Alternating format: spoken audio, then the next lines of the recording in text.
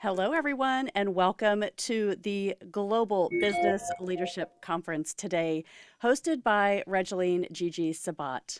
We're excited to have you here. We're going to take you through an array of speakers that are going to help us learn about business, conference, and business leadership. So stick with us. We're going to hear from Rachel Druckenmiller now. Somewhere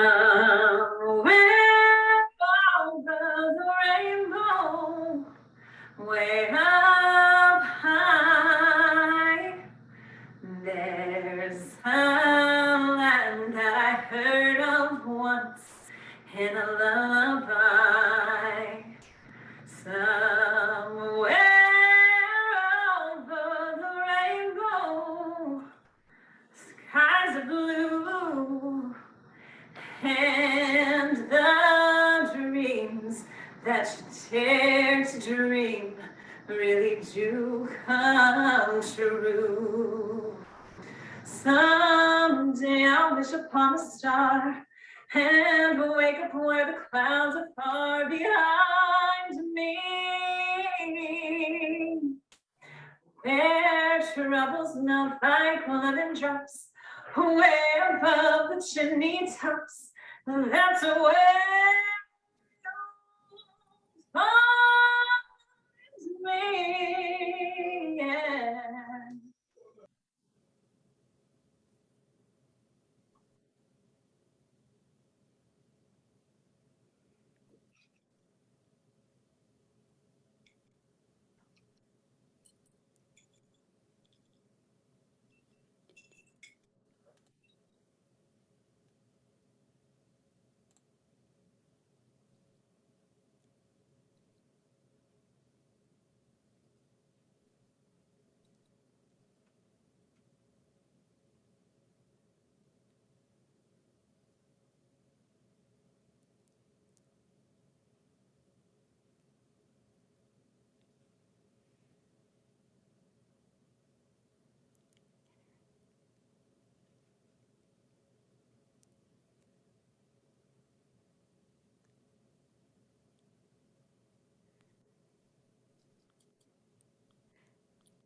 Thank you to Rachel for that beautiful song. Fitness miracle.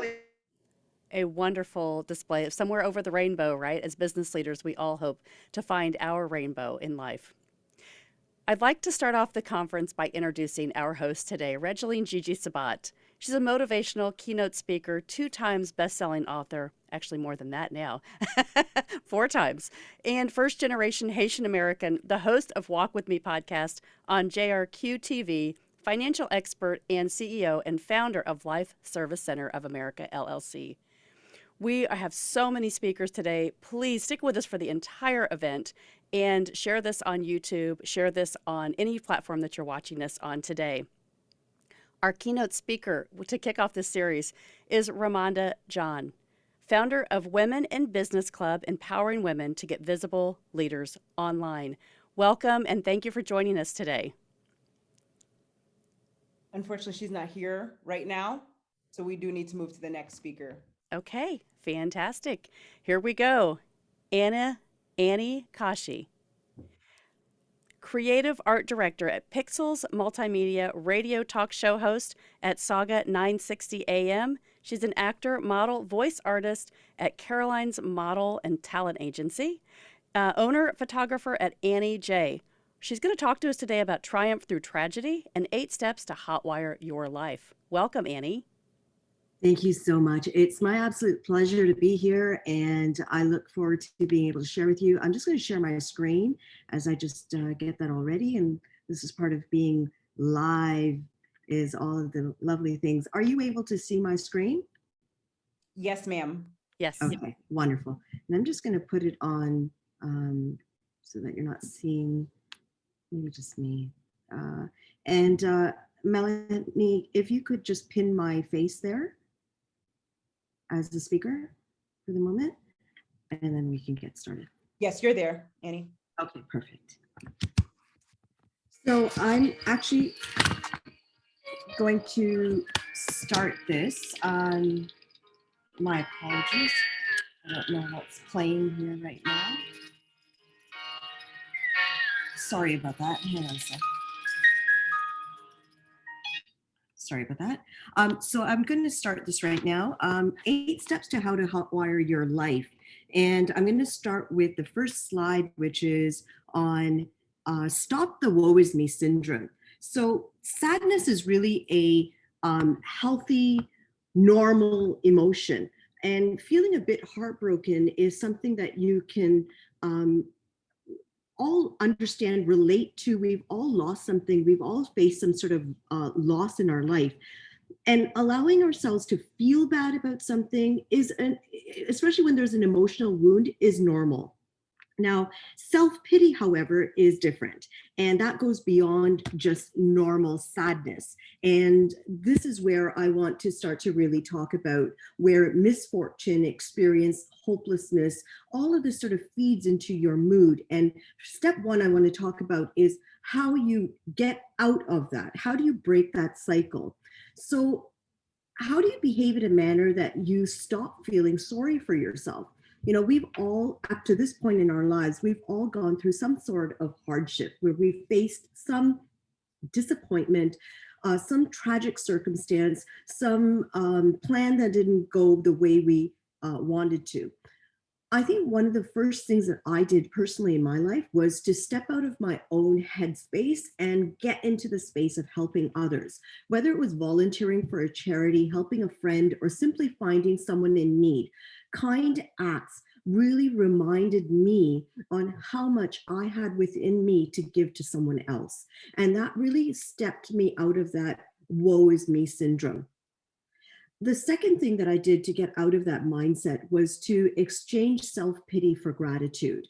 And there are many ways, and I'm going to get onto that later on a little bit in my presentation, but there are many ways that you can stop yourself from being tempted to complain about how bad your life is and turn it around and actually look at how great your life is, and all the moments that make your life really, really great.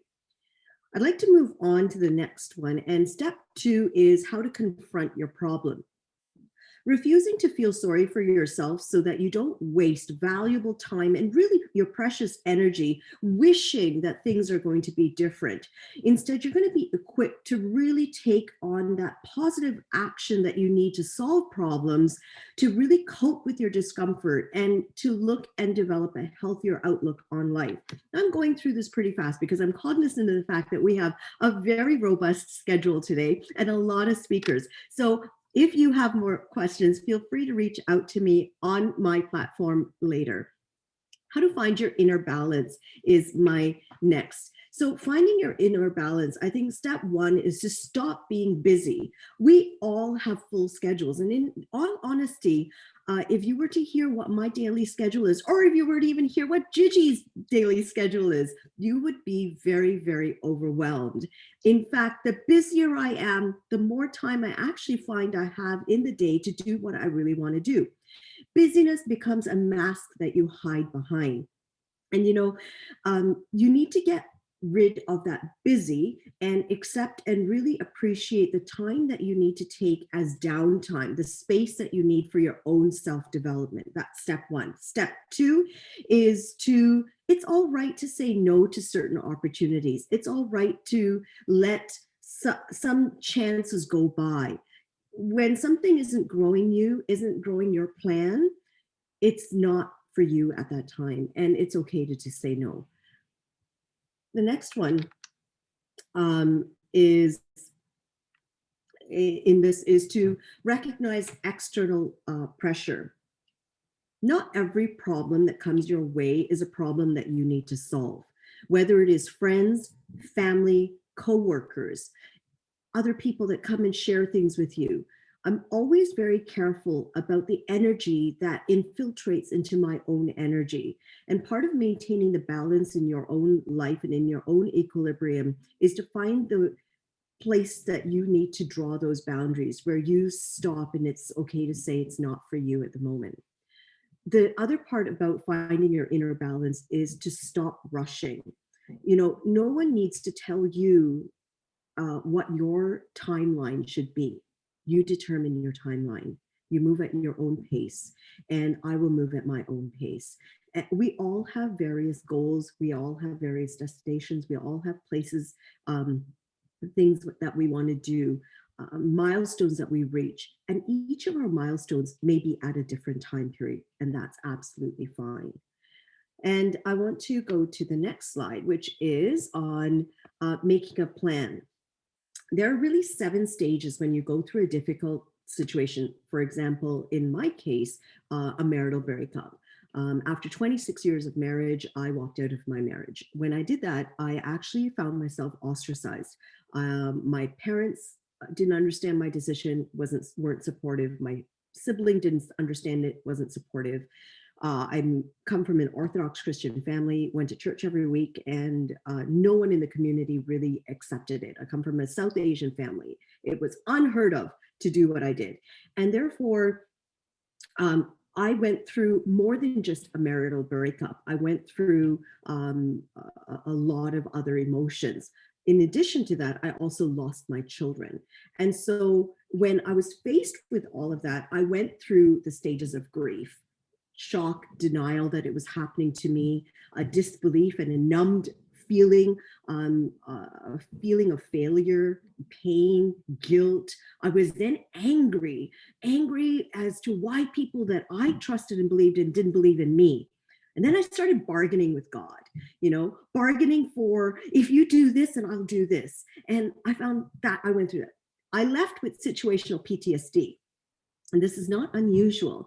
I left with feeling depressed and feeling anxious.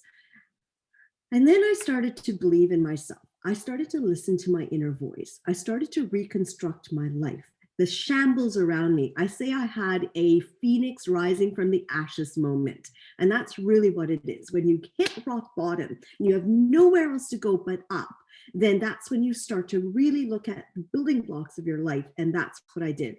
And now there's acceptance and hope. Acceptance for what I've been through, the situations that's formed and made me who I am, and hope for what is going to be there in the future. Now, as you look at that, there are many steps to trauma. I've seen people who have acute trauma, from a single incident, whether it's a car accident, something that singularly happened. I had chronic trauma, years, and not just myself. Anyone who's been in domestic abuse or any abuse of any way, any form, face chronic abuse. And you have another form called complex trauma.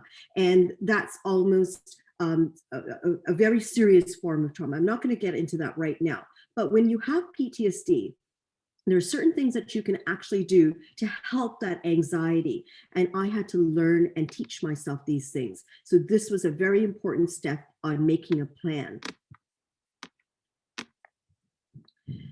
Now, one of the things that I have found really helped me a lot was to focus, I just want to go back, is to focus on the positives. And one of the most important things that I found that I did was to think positive thoughts, focus on good things. Challenging situations and obstacles are all part of our lives. I practice gratitude. I keep a gratitude journal. And I use humor. When things don't go well, when you laugh, it sends supercharged endorphins through you. And that's the best high that you can get. When you hang out with positive people and you wake up, that's a caffeine boost I need in the morning. Not the fake stuff, not coffee, not tea. It's positivity. And it's that positive self-talk that you give yourself. And it does work. When you identify your areas of weakness and you find people who are going to prop you up so that your weakness becomes a strength, you're enabling yourself. When you start each day with that positive note, you're going to find yourself driving yourself to success. Seek help. This is something that we all think we don't need, but every single one of us needs some sort of help. And it's not a loss of pride by saying you need help. And that's where you have to put your ego aside and say, I need some support. It took me a long time. I have a strong sense of pride. I don't want to show my weakness. I'm an international model and actress. In the last 2 years alone, I've just won my 56th award. When you think about that, you go, oh my gosh. And then you start listening to my story And then you start to hear where my weaknesses are. And each one of us has our Achilles heel. And it's not a sign of weakness to show our Achilles heel. So seek help when you want it, whether it's professional, whether it's a friend, whether it's someone you trust. I have 8 steps. I've got 2 more to get through. Now, number 7 is do what you can. Stop what you doing what you can and start doing what you want. You can always make time, change your priorities, wake up earlier, change your environment, reduce your commute time. Responsibilities are trickier. Some of us are single parents. We have, other responsibilities that we have to do, and we can't put those aside, but you can get clever, think outside of the box and how you're going to figure out the things that you have to do and the things that you want to do. One of the things that you can do is write down what you do because you can, and now write down what are the things that you want to do, right? So write down the things that you can do, and then write down the things you do because you want to do them. And start filling that bucket of the wants, because that's going to fulfill you. And finally, leave what you must. You can't pour from an empty cup. Pouring from an empty cup is the same as getting blood out of a stone. Not possible. You can't fill a second vessel if there's nothing in the first one. And it takes a lot, to ensure that you're balanced first before you look to balance anyone else. Think of it like this. When you're on a flight and the air hostess says to you, pull down your oxygen mask before you try to put the oxygen mask on someone else, take that, extrapolate that into your life. It's such an important quote because it's so important to realize that if you're not getting oxygen, how are you going to feed and help someone else get their oxygen? Change that self-talk first by being aware of the chatter that's in your head, the guilt. As moms, we're told we have to sacrifice our lives for the lives of our children. It's not true. You don't need to be guilted into being a good parent. You can fill yourself with love. When you're filling yourself with love, you are able to love other people. And what you say to yourself on a daily basis, what you tell yourself to succeed, when you make a mistake, it's not a mistake that you have gone backwards. Every step that you make in your progress is a progress forward. You fail forward. When you fail forward, you're going to make those challenges that you seem insurmountable actually become surmountable. And with that, I'm going to wrap up my comments. I'm going to say it's such a pleasure. It's such an honor. I was nervous as anything to speak first, and I hope you were able to get something out of my very fast Speedy Gonzalez presentation. And I want to say thank you to Gigi for this opportunity. I look forward to listening to all of you speak. I'm Annie Koshi, and I am signing out. Thank you, Annie. I want to stop my screen share. There we go. Fantastic. Thank you, Annie. What great tips, right? Take those 8 tips and learn something in your business to change your business and your life. Wonderful, wonderful presentation, Annie. Thank you so much. We appreciate you today. Our next speaker is Tess Timms. Tess Timms is an international best-selling author and trainer, and she's going to talk to us about the 3 C's. Welcome, Tess. Unfortunately, Tess is not with us right at this moment. Oh, goodness. Okay, we will move on. Yes. Emma Jane Taylor is our next speaker. She's not with us either. Okay, how about Chris Salem? Yes. I see Chris here. Chris, welcome. I'm going to doing? you here. This is awesome.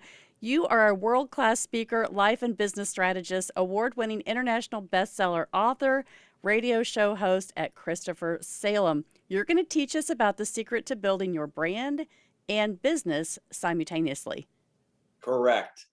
So thank you so much for having me. It is a pleasure to be here. It's just going to be you, everybody here, and me. We're just going to share and engage, even though we have a short 10 minutes together. And I'm going to be sharing with you the secret to enhancing your brand and growing your business. So just think about, where you are right now. And you should celebrate where you are, because you can only go up from here. And it's always progress in motion. And what I'm going to share with you today is that many times as business owners, entrepreneurs, we get caught up in what makes us unique in what we do. But here's the thing about your audience or people that are yet not too familiar with what you do. A lot of people are not going to really care at this point what you do and what makes you unique until you've given them a reason why. See, here's the thing. People connect with others when they feel something is compelling to them, something that connects with them at a deeper level. Now, many times this is happening subconsciously, not consciously. And this is all due to the fact that everybody in the world has values. Whether if you know your own values or not, you have values. So what are those values that define who you are? So I'll give you an example for myself. The values that define who I am are transparency. I've been transparent for over the last 22 years. I was not prior to that. I looked at vulnerability and transparency as a weakness, and yet I was operating from someone else's values, not my own. And I wondered why I was struggling in business, why I was miserable, angry, and frustrated. When we can get in tune with our values, we have the ability now to also understand the audience we serve. So transparency is one of my values, integrity and honesty. I live those three values each and every day, 24/7 in my personal life, in my business. Does that mean everybody that I'm going to be doing business with that will identify and find my content compelling going to have those same values? No. But can we relate on shared values? Absolutely. See, there are people out there that may value being trustworthy. They might value being ethical. They might value people that follow through. They may have strong family values or faith values. See, the secret is connecting on those shared values and what makes you compelling to them, or what's most compelling to them. So in terms of what can be compelling to them, let me give you an example so that can illustrate this point. Let's take a realtor, a woman who's been in the profession for, let's say, 2 years. She's working for a major agency, and she's at this point not having much success in this business. Very little to no production. She's got a good personality. She really connects well with people. She's doing all the right things that the organization has asked her to do in terms of building her 50 to 100 sphere of influence, making calls, and getting listings and so on. So why is she struggling? Because she's connecting with people based upon what she does. That in itself is going to not be the answer until you've given them a reason why. Now, this woman was also involved in I wouldn't say it was a charity, but an organization that provided information resources related around family related matters.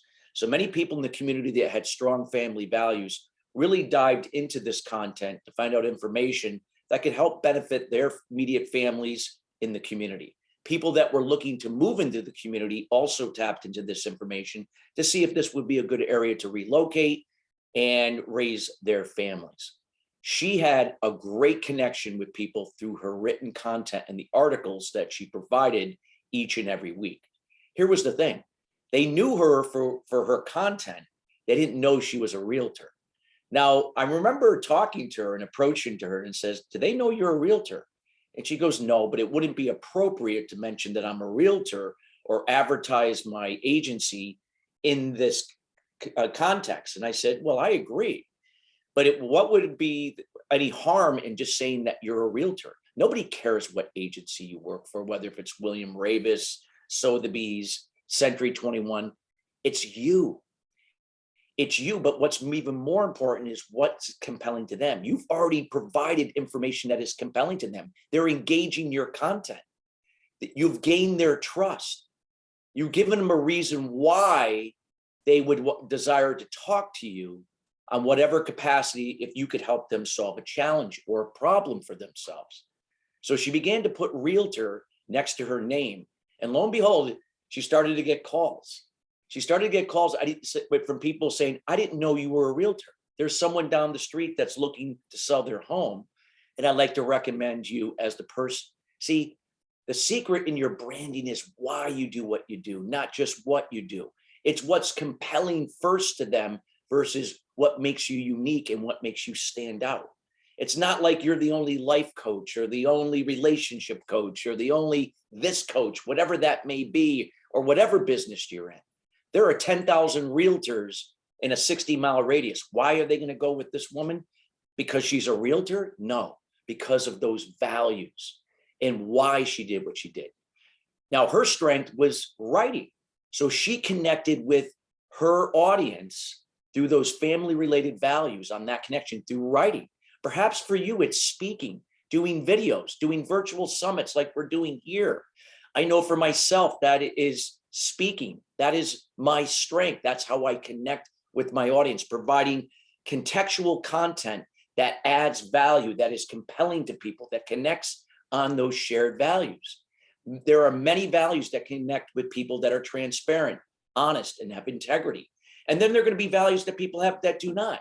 And here's the great thing to know for yourself. You don't have to be everything for everyone. You just have to be something for someone, in this case, more than one person. This is how you can show up with your social media content on a consistent basis, providing information that is compelling and adds value on that consistent basis.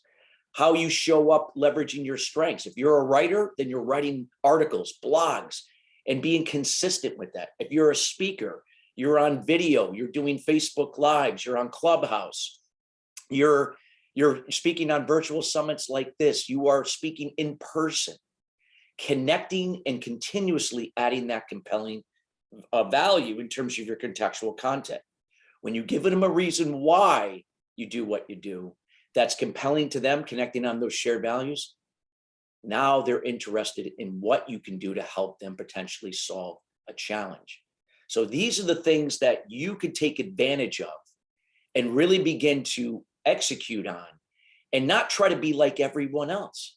It's not about what makes you stand out. You're going to stand out when you could be more compelling to the audience you serve, and be honest with the strengths that you possess to really maximize that. So the thing I would like to challenge everybody here is write down really what are those values that define who you are. Ask yourself how you can show up and be in front of people and provide information that is going to be compelling to them. It may not have to do anything with what you do. It could be a combination of things that are indirect and then also with what you do, finding that mix. Usually like a 70-30% I like to use, 70% indirect, 30% direct. This way, like in the case of the realtor example, they knew she really had strong family values. She provided strong value in terms of her contextual content there. But then when they began to understand she was also a realtor, when she signed her name, they began to look at what she did and the agency she was involved with elsewhere. So these are the things that can help you to stand out. And you don't have to have this huge budget in marketing and advertising to do it. I've built a huge brand based upon this same strategy, and so can you. You just have to really get in tune with those values that define you, and not looking to be everything for everyone and trying to be the jack of all trades and master none. Find your niche, really hone in on it, be as compelling as you possibly can be. And this is going to be the secret that's going to help elevate you to the next level.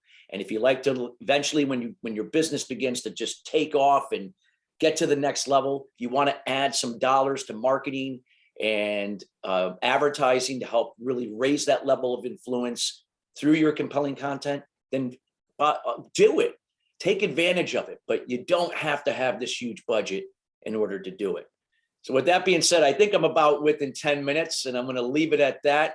So everybody, I'm wishing everyone to have a wonderful session here on the Global Business Conference. And Gigi, thank you for having me and an opportunity to share. Thank you, Chris. Thank you, Chris. I love this because I'm speaking about the why pretty soon. And I love how you brought all this in. It's so important that we really understand what drives us first. And that is going to change the world as business leaders if we can get that right and just be unique in our own space. Great presentation. Thank you so much, Chris. It's great to meet you and have you here today. Thank you.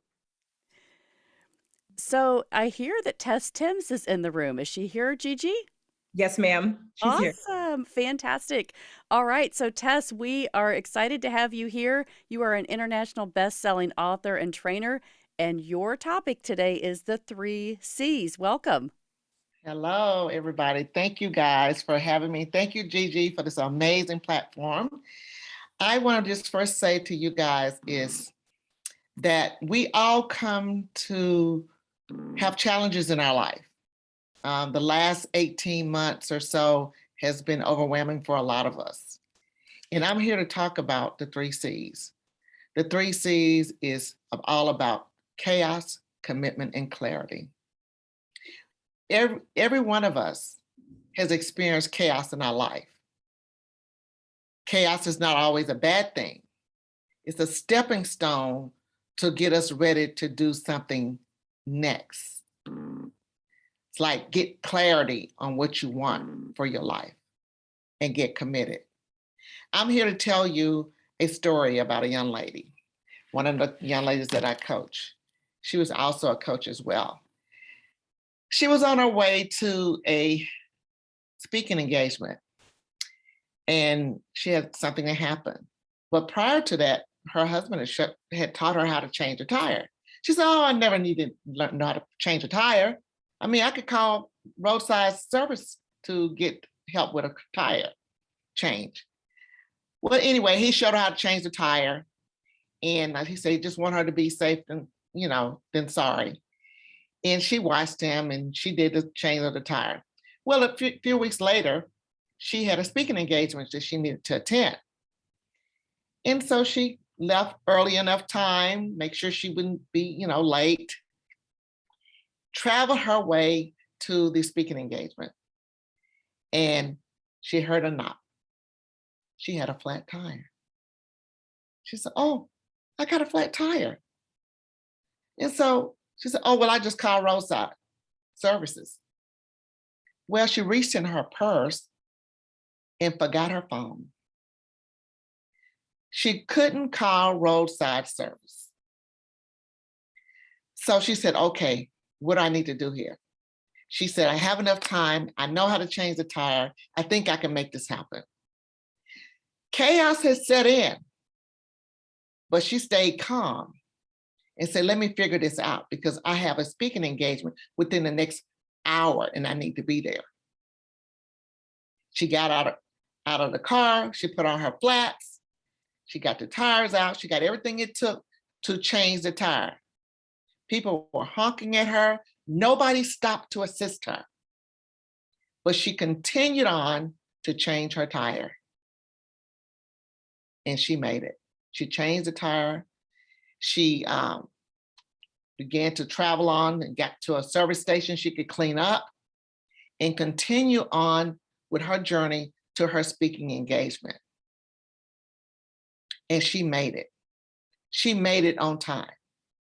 This is a perfect example of how chaos shows up, but it doesn't mean it's a bad thing. You have to take control of the situation so that you can have clarity in what you need to do next. So that's an example of chaos. Now, clarity is helping you decide on what you want to do with not only that situation, but within your life, within your business. Making a decision matters. Getting clear on what you want matters. There's two parts of our mind. There's our subconscious part of our mind, and then there's our conscious part of our mind. Our subconscious part only focuses on what we are focused on, and also what we're clear about what we want to do. So it's important that we understand and get clarity.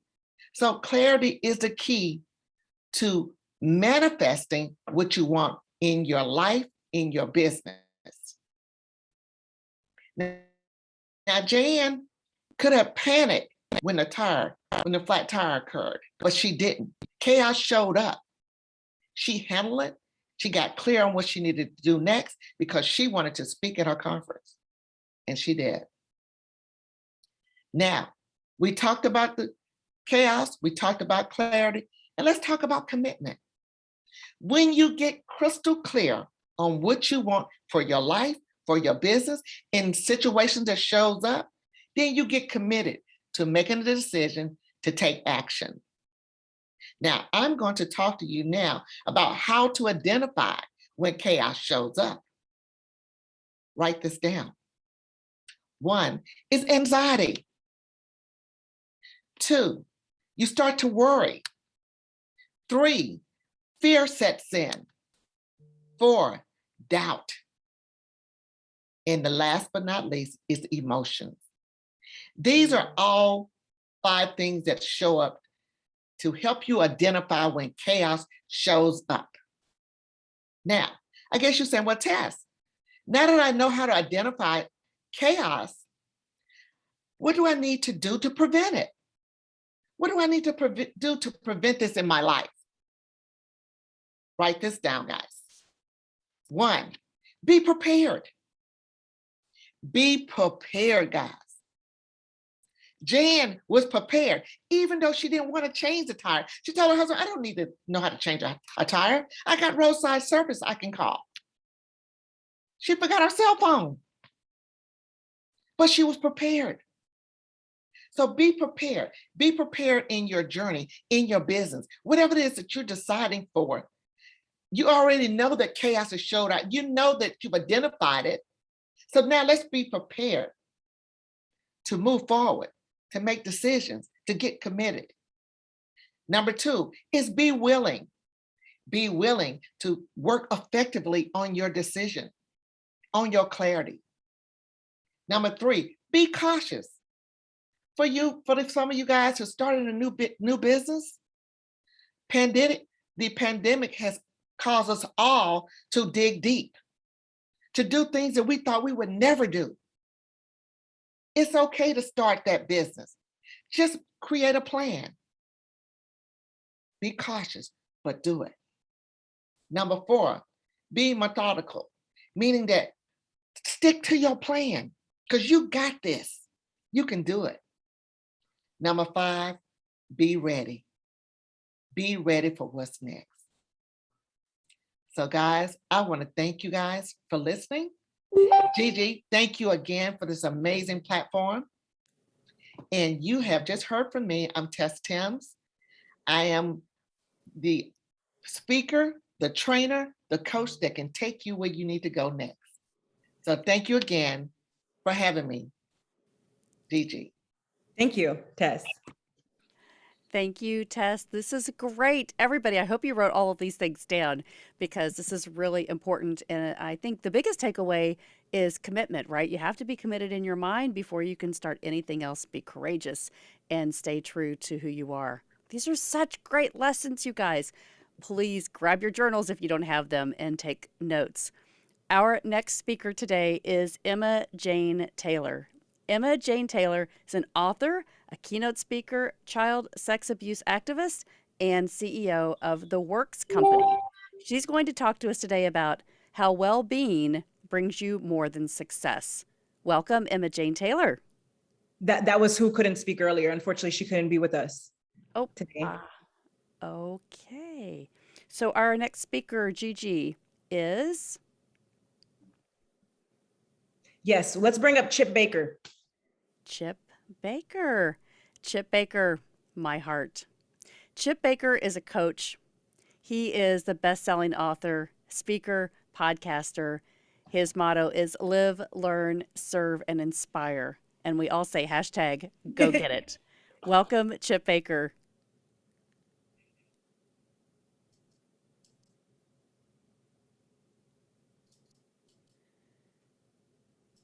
Hello, guys. Sorry about that. It switched on me. So, am I on good? I'm okay. You are Everybody see me great. all right? Yes. Good deal. All right. So first, I just want to say thanks so much, Gigi, for giving me the opportunity to be here with you on your platform today. I consider it an honor and a privilege. Been following you, been supporting you for a while now. I'm truly grateful for this opportunity.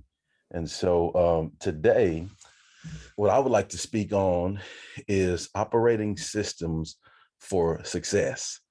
All of us have been influenced impacted in our lives. We've been influenced in such a manner that uh, we've been impacted, and it's caused us, by those things that we've seen in our life to be who we are. And so from that, we have to understand that we have the potential to influence and impact others as well. And so in order to make that impact, in order to be that influence, it's important that we have operating systems in our life that allow us to move efficiently and effectively, and not just in business, but in our life. And so having those systems in our life by which we do things are very important. Uh, and in this time that I have with you, I hope that you will gain some key insight on how to create systems in your lives and in your businesses as well that allow you to have maximum growth and make that positive impact that will last for generations and generations. And so that is my goal for our time today. And that's what I'm going to cover with you: operating systems for success. First key component that I want to talk to you about, just, while you're processing, just some thoughts. And we have to understand that our success is a direct correlation to our discipline. And for me, I feel that discipline allows us the freedom to be happy. And when I say happy, that means, whatever goals that you're striving to attain, to do, to be, to see, whatever that is, that discipline that you put forth towards that determines the outcome that you will have from that. And so the operating systems, I think in your operating system, the first key component is awareness. There's three components I'm going to touch base with you on today. The first one is awareness. And I'm an acronym guy, so I'm going to give you some acronyms. And so with awareness, the first acronym I'm going to give you is FIT. You have to make sure that the F for FIT is focus. You have to make sure that your focus is in the right place. Be aware of what you're putting your focus into, because where your focus goes, your energy flows. Where your energy flows, your focus goes. So it's important to be aware of that focus. The I in FIT is intentions. It's important to have pure-hearted intentions. For me, input equals output. What you put into something is what you will receive in return from that. And so it's important to be aware of those intentions. And, as I'm saying it, I'm reflecting on those amazing people that I've been blessed to have in my life. A Melanie Ake, a Gigi Sabat, Emma Jane Taylor. I can go Annie Coach. Some of those people that are in this conference, I'm reflecting on their intentions, and they all have pure-hearted intentions. And I'm a down south Texas guy. We just say they good folk, right? And so those people that have good-hearted intentions, amazing things just happen for them, right? Because they do things the right way. And then the T in awareness is talents. You have to be aware of those talents in business that you have, your skills that you have, and then use them the right way to be a benefit and a blessing to others. So that's the first component, awareness, in the operating systems for success in business and operating systems for success in life. You have to have awareness and know how you fit, focus, intentions, and talents. The second component is mindset. And again, like I said, I'm an acronym guy, and the acronym that I have for mindset is LPO. And the L is for limits. And if we limit ourselves, guess what? We limit ourselves, right? And you have to understand that you and only you are the only person that can hold you back from achieving whatever it is you want to achieve in life. There is no limit, right? And when we understand that there is no limit, oh my gosh, watch out, right? It's on, right? Because now you attack everything with everything you got in you. And because you know that on the other side of that, you're going to receive those maximum benefits that allow you to be the best version of yourself, so that you can be the best version of yourself, so that you can be a blessing to others. And so you have to understand that there is no limit. And if you limit yourself, you limit yourself. The P in LPO for mindset is possibilities. And guys, the possibilities are possible. When we just take that one step to understand and be aware of how we fit, when we just take that one step to apply our mindset, know that there's no limits, amazing things happen for us in our lives. And I'll just tell you, was raised with a single parent mother. There's some things that have happened in my life that I could have used as excuses, right? I could have said, oh, my people don't do this. I've never seen that done before. I don't know any authors. I could have used all of those things as excuses, but instead of that, I've chosen to use it as my motivation to drive me to say that, hey, guess what? We're not doing those things anymore in my family. We're going to achieve some great, awesome things. And so, I say that, I share that with you because I want you to understand that the possibilities are possible. Whatever level it is you want to achieve in business, whatever level it is you want to achieve in life, it's possible, right? The possibilities are possible. And then the O in mindset is opportunities. And opportunities bring opportunities.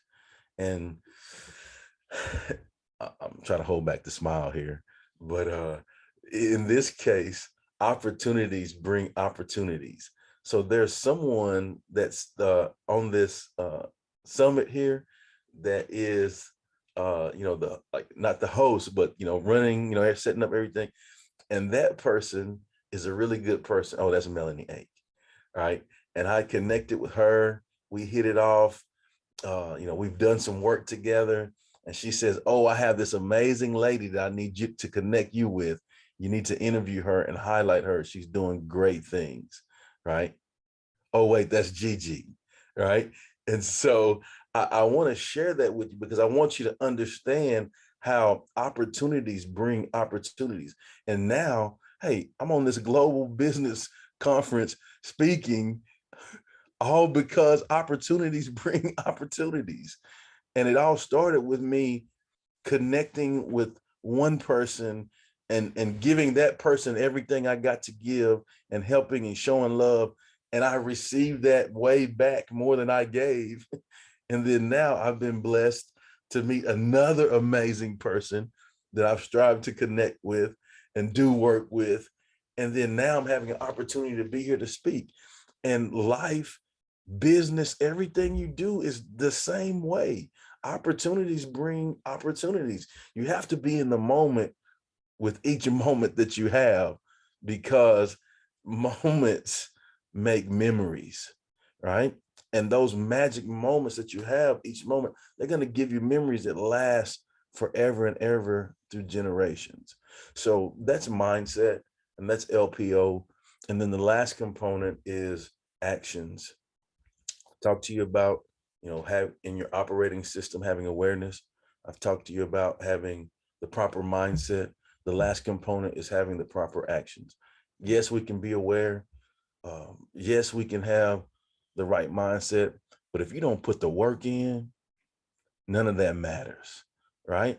And so when you're looking at actions, again, acronym, educator in me, the acronym that I have for actions is SHG, and that's show up. The first one is show up.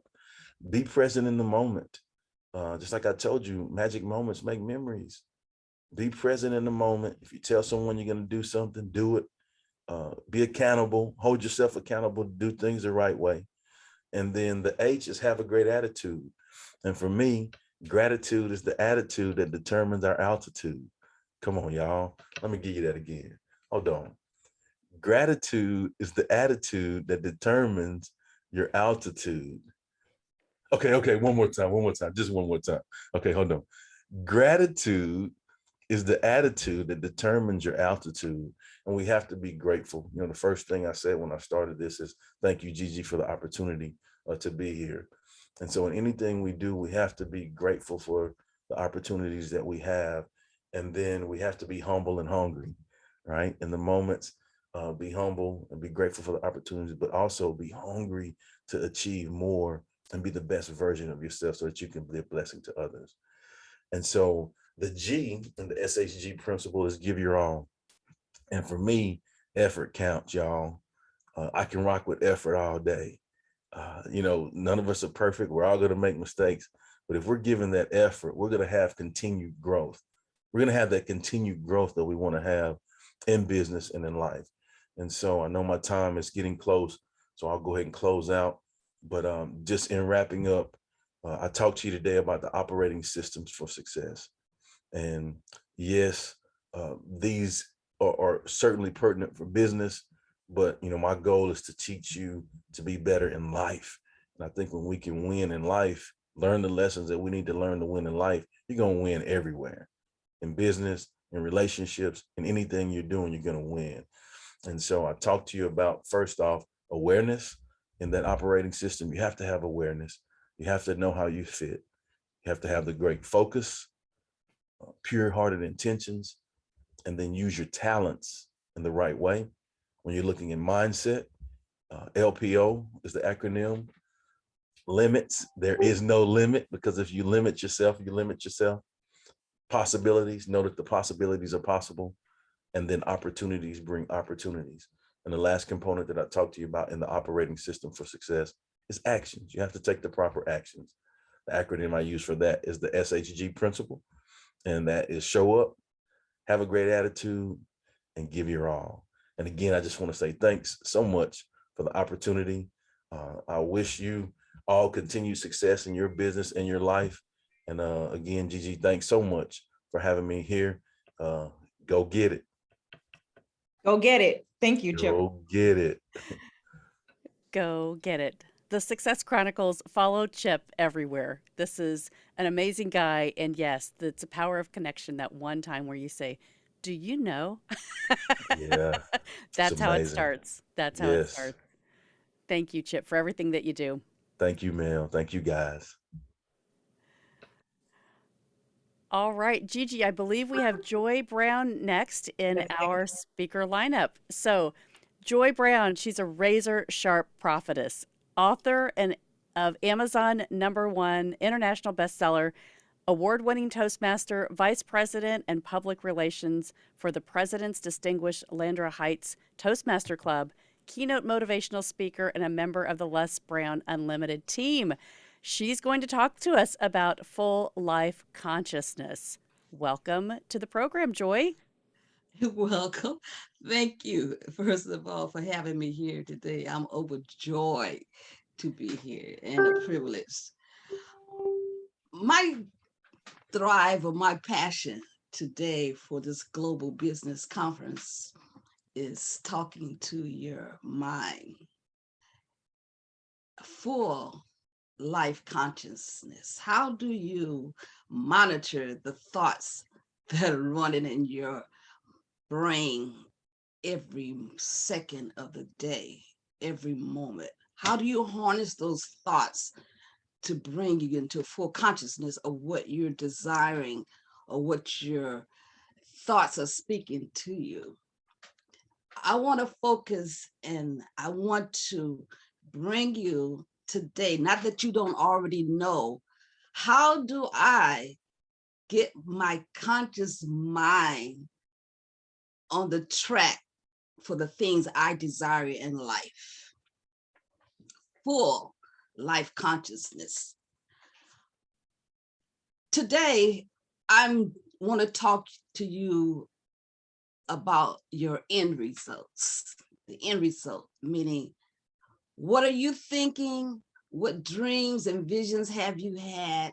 What goals do you have now that you want to manifest? What does manifest? Manifest means to become real. How do I make my thoughts and my ideas in my mind tangible? Because right now, any ideal that you have, any dream that you have, any thought that you have is what we call intangible. You can't see it. But I'm reminded that when you come to manifestation and things that you're asking to come to fruition in your life, the first thing my coach said to me is write it down. Write it down. He said, well, I'm maybe somewhere I can't write it down. The purpose of writing things down when it comes into your consciousness is to reinforce the thoughts, reinforce the words that are speaking into your mind, reinforce the imaginations of who you are to become. Full life consciousness, fully engaging yourself into your life of the things that you desire to happen to you. Let me give you an example of what I'm talking about. Have you ever just had water, running water, just running? And if you don't capture that water in a glass that you're drinking, or capture that water in some type of solid form, then that water eventually evaporates. That's the same way it is with your dreams and your visions. If you do not write your visions down and write your goals down, it disappears. Full life consciousness, being very aware.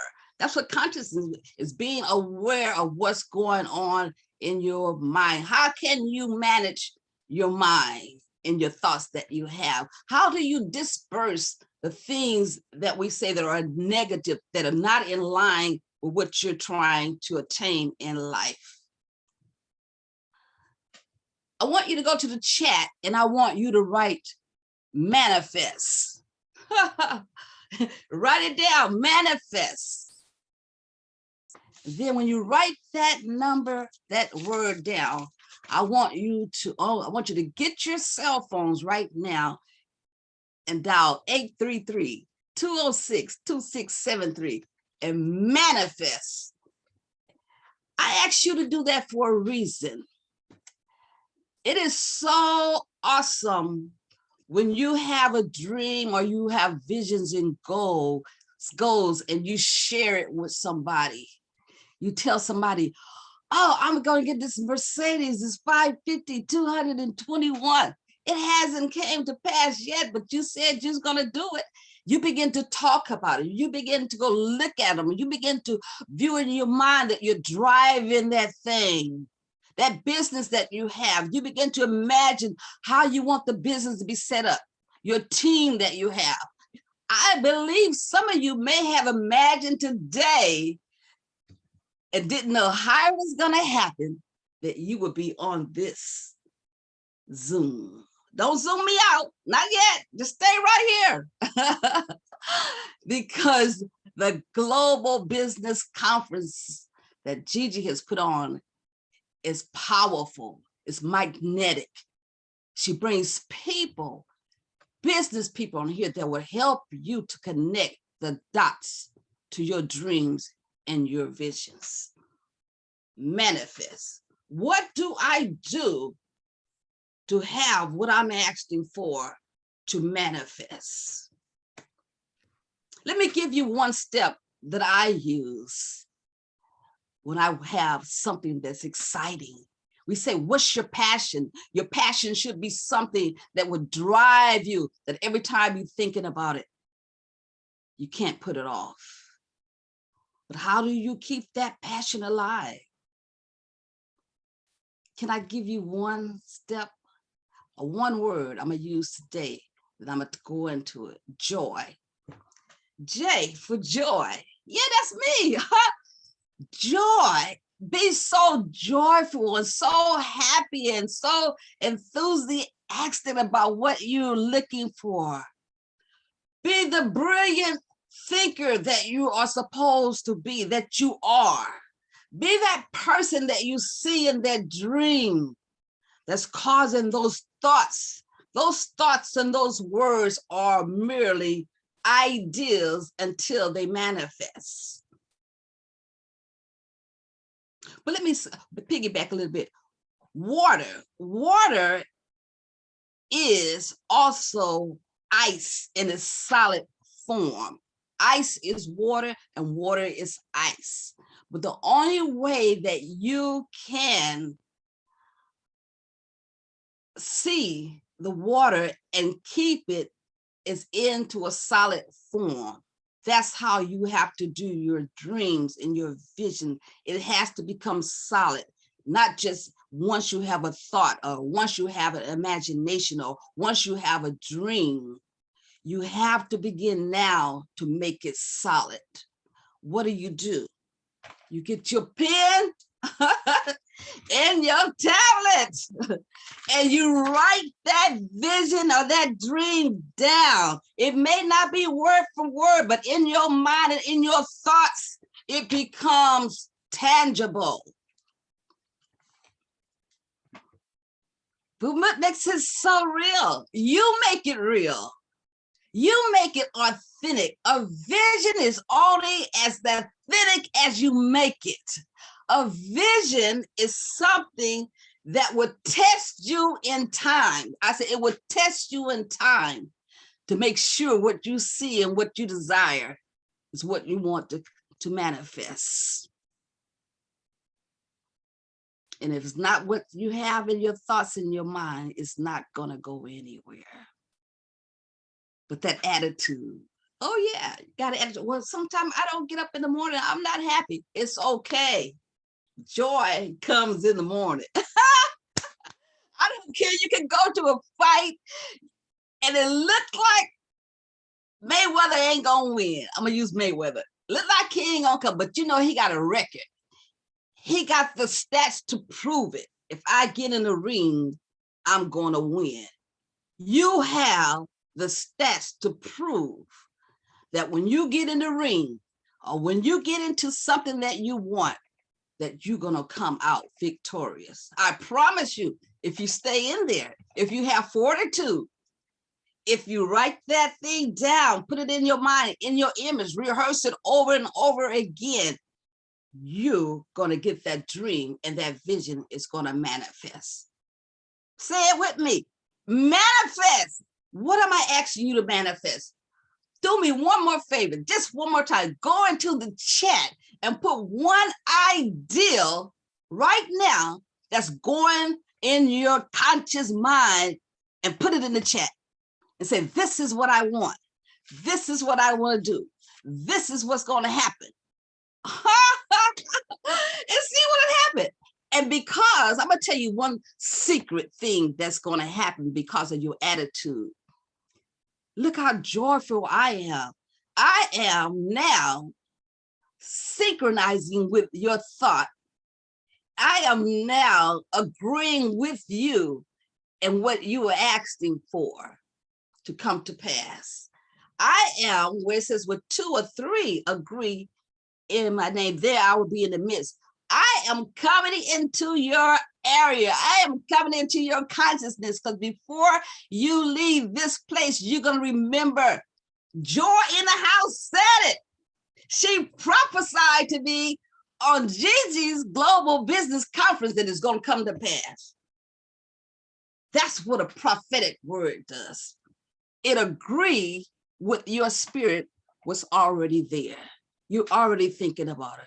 All I'm doing is agreeing with you, but I'm being joyful about it. I believe in you. I trust in you. Do you know, in order for things to come to pass, you are the most valuable access. You are it. You have to show up for yourself.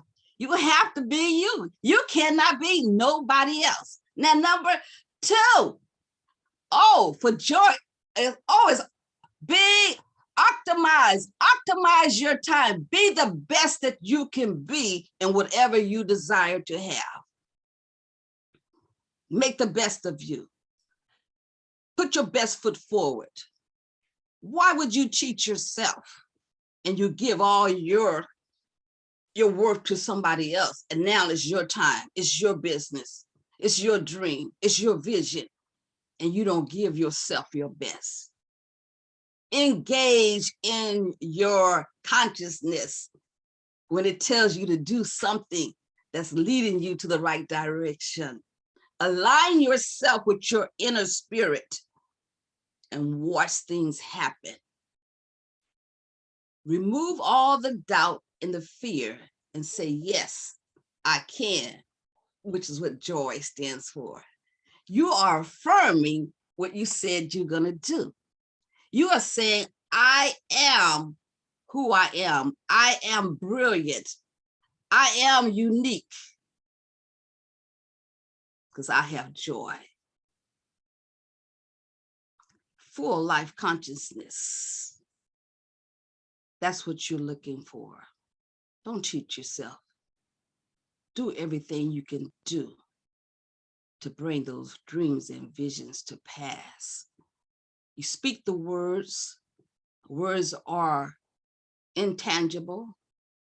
Ideas are in your thoughts. They're intangible. But when you do the work, then it comes to pass. It manifests. We're here today, not by chance. You were predestined to be here. This is what you call destiny. Don't take it for granted, because whatever's for you is going to come to you. Full life consciousness. Every day, engage yourself with yourself and say, I am worth it. I am great. I am marvelous. I am wonderful. Do you know the root word of wonderful means I'm a wonder? You are a wonder. But link yourself up with people that believe in what you want to do. And let those dreams and desires manifest because of who you were made to be. Your dreams, your visions were there before you even existed. That's why I know it's going to come to pass. So don't back out the fight. Get in the fight and give your best punch and manifest those dreams and visions. Listen, I am, AKA joy in the house. And I hope I brought you some joy today. Well, thank you. And you guys have a wonderful day. But go to my number, 833-206-2673, and text manifest. And I'm going to agree with you and what you're asking God for. Thank you, Gigi. And thank you, audience. And you guys zoom in. Don't be zooming out on this conference. You better get everything you can, because this is your moment. This is your time. And don't negate the time and the place that God has for you. Bye. Amen. Thank you, Joy. Thank you, Joy. So much joy for us today. I love that everything that you do and bringing joy to our life. Thank you so much. Powerful. Our next speaker here is a woman that you have seen on every single platform that Gigi has sponsored. Ragni Sinikas, she is a woman on the move, creating change in the world. She is a founder of the World Women Conference and Awards, and she's Women Entrepreneurs TV, change makers coach, and public speaker. And I welcome her today. Thank you very much. So let's ramp it up because we have had so many great speakers already. And I want you to just have your intention very clear. Why are you here today? So close your eyes for a second, take a very, very deep breath and put that intention why you are here. So what it really takes to be a world-class leader and legendary at what you do. So good morning from Los Cabos, Mexico. I'm so excited to share this platform and the time with you. Unfortunately, we just have 10 minutes and we will be able to cover part of the hierarchy or the other world, the pyramid of the legendary performance. I will do my best for you to really, really benefit out of this time. Please, as everybody else has said, please make notes and take massive action on them already today.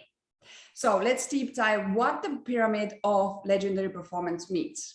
This is a framework that maps out how the best think and how legendary performers construct and architect the way they occur in the world. It consists 6 elements: your narrative, your rituals, obsession, the power of environments, production, and impact. We will be able to cover the first 3 elements because of the time. At the base of the pyramid is your narrative. What is your narrative? Your narrative is your personal story, the lens through which you see the world. You do not see the world as it is. You see the world as you are, through your internal reality of your own belief system. When you get your mindset to world class, your world will be okay. And you know, it's such a seduction. We often operate as victims. We blame our background, we blame our family, we blame our boss or our job or our hardships or the negative people around us on why our lives are not working. And we are not playing at legendary performance. The reality is we are our own worst enemies. We are our greatest saboteurs. But it takes a lot of courage, bravery, and personal responsibility to look into the mirror and say, it's my mindset that is causing me to believe and behave like this is at my job or assist doing the great job. But the payoff for you is when you say, you know what, my mindset is my mindset. And it was developed from the day I was born based on the messaging my parents, based on the messaging of my teachers in the school, based on the messages that I picked up from my peers and friends. I mean, that really is what your story is based on, that lens that you see the world. It's just a belief that you learn from people around you. And it gets back to why would you think that you are a genius? As they are different now. They got different talents, they're gifted, they are divinely blessed. And that is just nonsense. You know what positive psychologists teach us? Make sure you note down this. Now, your story about your potential determines whether you live your potential. Why? Well, because if your story is Buffett, Elon Musk, Mother Teresa, well, those people were born into their greatness. Who am I to dream that big? Who am I to think that I can live world-class life? Who am I to think I can be the best of my industry? So if this is your story, then your story is going to be a self-fulfilling prophecy. Because if your story is that you cannot play at world class, you're not going to read the books or go to the courses or conferences like this today. And by the way, I want to congratulate you by showing up today. As you are doing so, you are investing in your personal growth. You're not going to put in the practice hours that researchers says that is 2.44 hours a day for 10 years before the first signs of genius present themselves. You're not going to surround yourself with other people who are committed to world-class skills. It's called the Talent Hub. You're not gonna basically run the strategies, neither the tactics, not going to install the rituals that are required for you to get to world class, because your story and your narrative says you cannot be at world class. If you do not remember anything else from this, then write down this. We are born into genius. We are capable of legendary performance. You deserve a life well beyond your wildest dream. The more you start thinking about your narrative, the more you will be aware of your narrative. Your transformation lives in your awareness. As you start to think about your narrative and story and about the lens that you see through the world, as you start to think about your beliefs, here is another important idea. Write it down. Your behavior reflects your beliefs. Your daily behavior reflects your deepest beliefs. As you start to think about your narrative, you start to be more aware. You start to say, I have a narrative or a story that really does say, I am average. It does say that the world is a scary place. It does say, I better not be brave, as I could fail. That will bring so much pain and so much discomfort. But if you start to think about your story and narrative, you become at choice. When you are at choice, you start to say, I'm going to start refiring, practicing, and thinking new thinking. And you start to install the new narrative. And as you have your new narrative, the new story about who you are and what you can do, what you can build, your place under the sun, your vision for the rest of your life, everything begins to change. Why? Because your behavior reflects those deep beliefs. Your behavior automatically starts to change. Element number 2, our rituals. Best of the world tennis players were observed, and here is what they found. What made them best in the world was not what they did on the court, but what they did in between the points. It was the recovery rituals that made them great. So if you look at world-class athletes, it's not the natural talent, not their willpower, but it was and is that they had the ability to install the series of rituals, which when they ran them, allowed them a legendary performance. The key point is University College of London has discovered that it takes 66 days of daily practice on a specific habit or a specific skill or specific ritual to reach a point that they called automaticity. That simply means that you reach a level where it's easier to do the new ritual than not to do the new ritual. The point is really this: your brain is a result of 6 million years of evolution. Your brain is sort of a mental miracle, and most of us don't know how to use our brain. Have you heard about neuroplasticity? So your brain is actually designed to grow, to shift, and to involve, and to build new skills. So please do not say, I have tried new things and it did not work. Maybe you didn't not work until the new ritual became automatic. And I will very briefly mention the other elements and what they are about. So the element number 3 is obsession. The one of the things I want you to think about is that every great performer, every legendary producer was obsessed with their one thing. They were obsessed with their vision, with the idea that they could find the theory of relativity, for example. They were obsessed with the idea that they could be best in the world with their one skill of focus. And an obsession is only an unhealthy thing if it is an unhealthy obsession. And the reality is that for you to get to your greatest vision, for you to play at the highest version of your best self, you need to be obsessed about your one-page plan. You need to be obsessed about your vision of your future, around your goals. You need to be very devoted where you want to be over the next 90, 180, 365 days, 3 years, 5 years, 10, 25 years. And this what is your homework today, to create your life plan, one pager for each areas of your life. Let's call it your life audit. But why is it important? Because clarity breeds mastery. Clarity is mastery, and vague vision will lead vague results. You talk to the most people in this 95%, and I'm not judging, I'm just reporting, okay? And you ask them, what do you want to be 90 days from now? I don't know.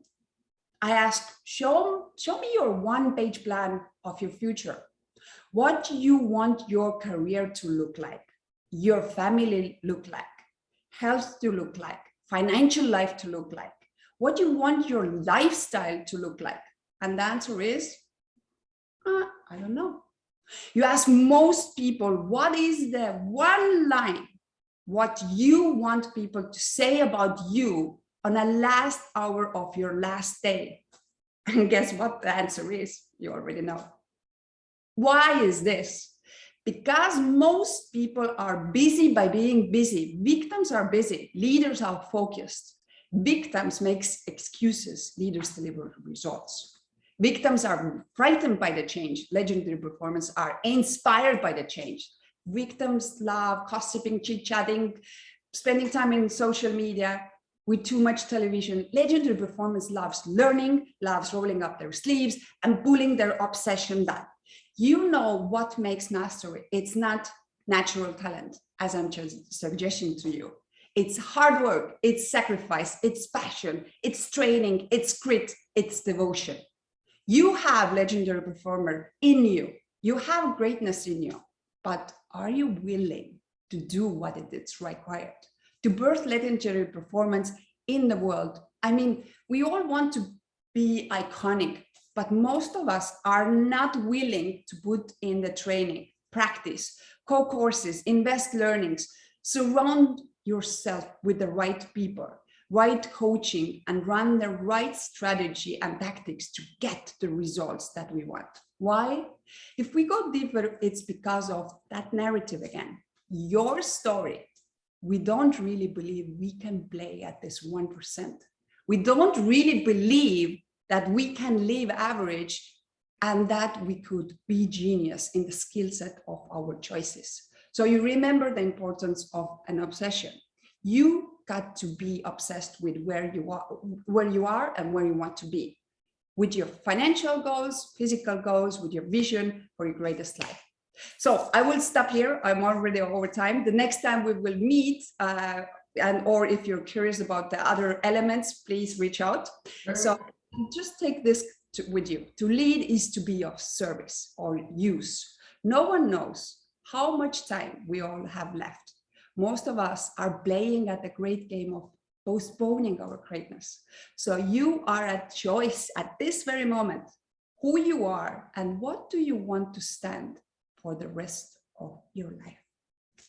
Thank you, and I hope I added value to you today, and please reach out if I can serve you.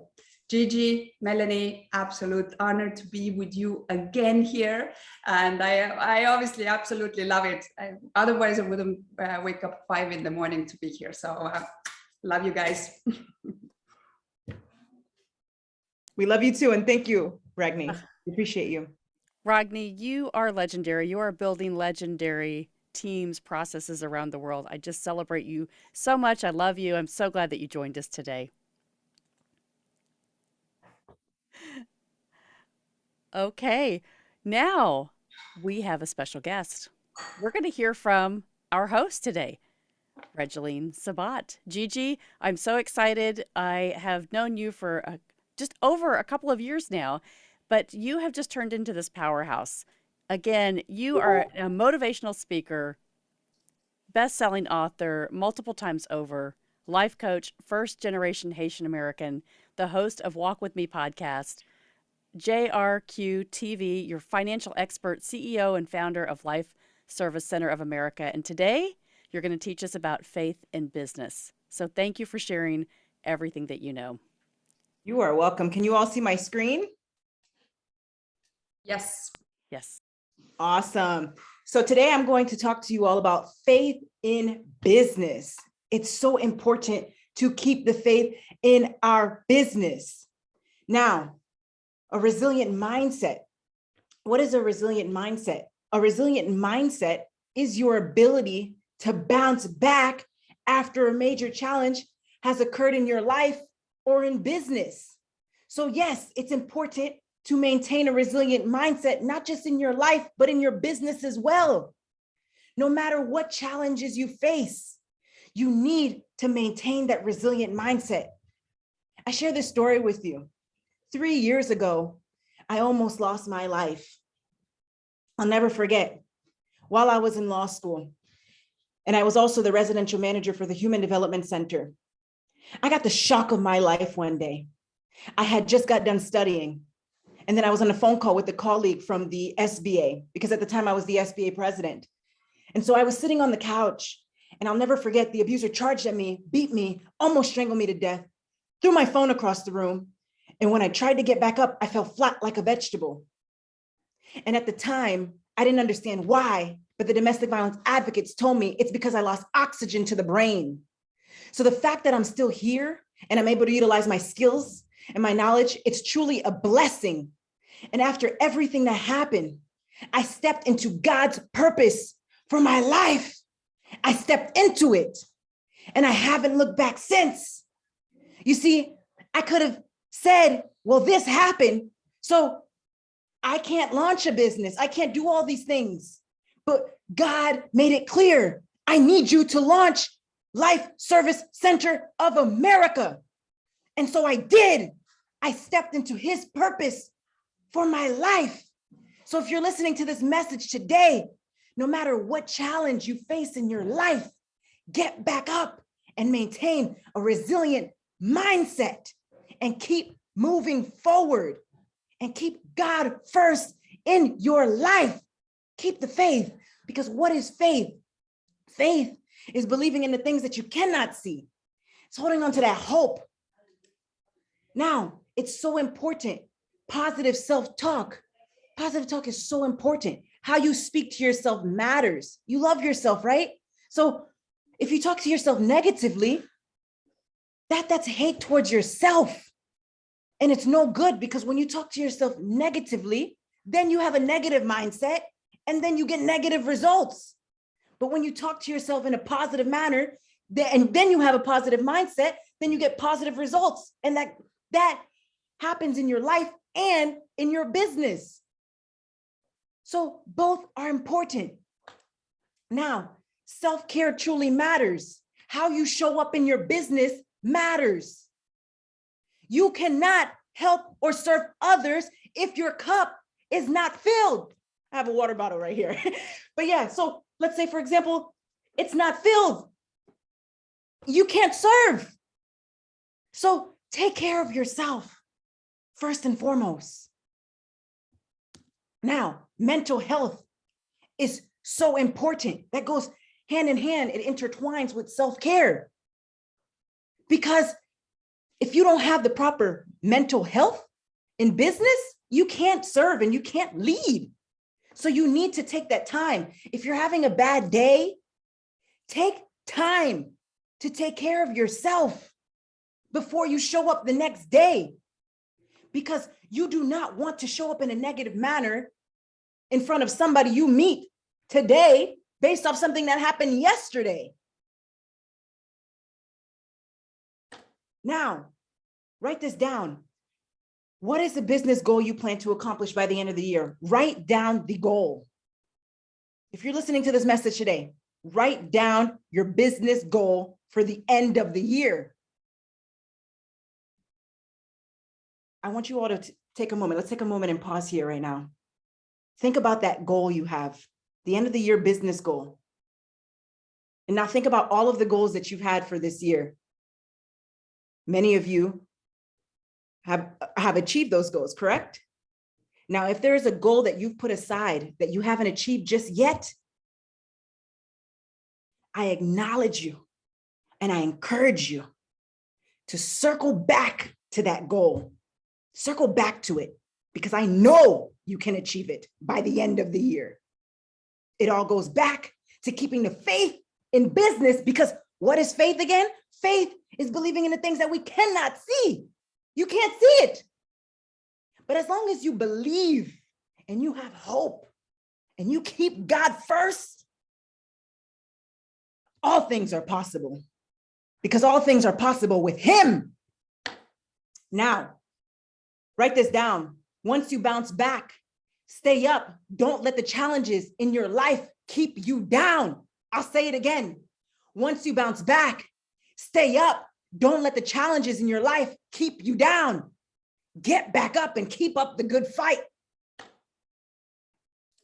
Now, Maintaining a positive mindset and taking personal responsibility of your life and actions truly matters. Too often, when something happens in our life and our business, many people, they say, oh, well, this didn't happen because of this or that person. No, we need to take personal responsibility of our lives and our actions and maintain a positive mindset, because how you show up in this world truly matters. And you don't know how you may be able to help someone. But I promise you that maintaining a negative mindset will never be helpful to anyone. But if you maintain a positive mindset and you have the heart of a servant, I truly believe you may impact just one soul. And that's all. That's all that matters, right? One soul. So maintain a positive mindset. Now, I ask you, is God first in your business? He may be first in your life, but is he first in your business? Or some people believe in higher power. So you can replace that with, is higher power in my business? Or whomever you believe in, you replace it and ask yourself that. Thank you.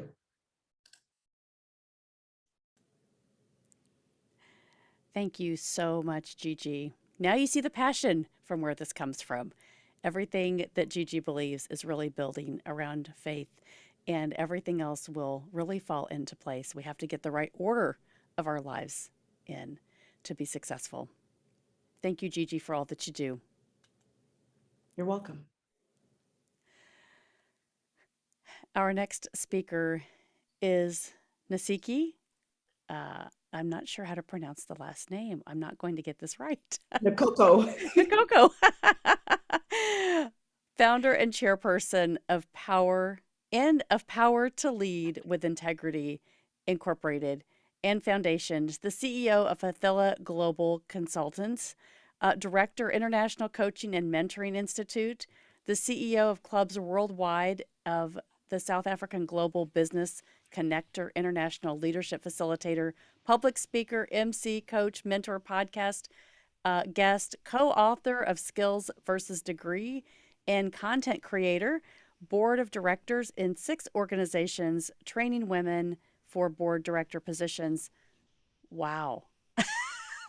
This is going to be an amazing learning right now. Leader Shift, Power with Integrity. This is wonderful. Thank you and welcome, Nasiki. Thank you, Melanie, and thank you, Gigi. Thank you, Regni. It's so wonderful to be on the same platform with you all.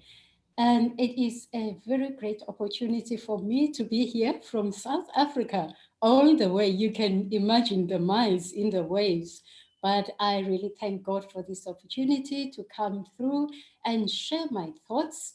I know my time, I can flow in speech. Please, somebody must give me a sign when it's just 1 minute to go to wrap it up. The topic I have chosen for today is leadership power with integrity. And the reason for that is the cry of the nations, is the cry of everybody, even those who lead. We are crying about how this one word can really impact the world and impact all areas that are key effective areas, and as we lead, and do it to the purpose and the alignment of the design that God designed us to be, and to live on this earth, all of us, amicably, enjoy health to wealth with the purpose of God, and to be here to serve in all areas where we have to serve. Now, I have written a quote. Let me just share it. Your heart is your strength to take change and charge of your life. Your positive mindset is your power to focus on your purpose. Only you can do it. That's how I think when I think about leadership with integrity. Now let's talk for a moment about leaders really. Do they all have the power to lead with integrity? The power to lead, yes, they have it. We have seen the leaders of the past. They have the power to lead and take some of the businesses to greater heights. But there is this critical area. Was it all through with integrity? No. Let me help you with the answer, because it is no, not all, but yes, some have done their great impact in the world. Now, if this is the situation that we are still faced with today and in this era, what do we need to do? We need to shift our mindset. We have been talking about it. We have been doing it. Maybe we need to lift it to a higher level. If the world is still crying today about the leaders, then it means we have to pause for a minute and think about the next strategies, how we take it higher so that everybody can enjoy the goodness of the world. We can live in good health.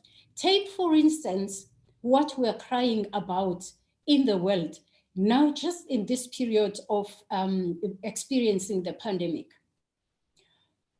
There is the high rate of gender-based violence. That is the safest place where you're supposed to be safe when there is a very serious tragedy out there in the world. But now you are home, and at home where there should be a leadership of a father, of a man who should take authority in the home, that's the one who is making all others victim under his negative energy. Now, for a moment, we have changed our thinking in how to deal with it.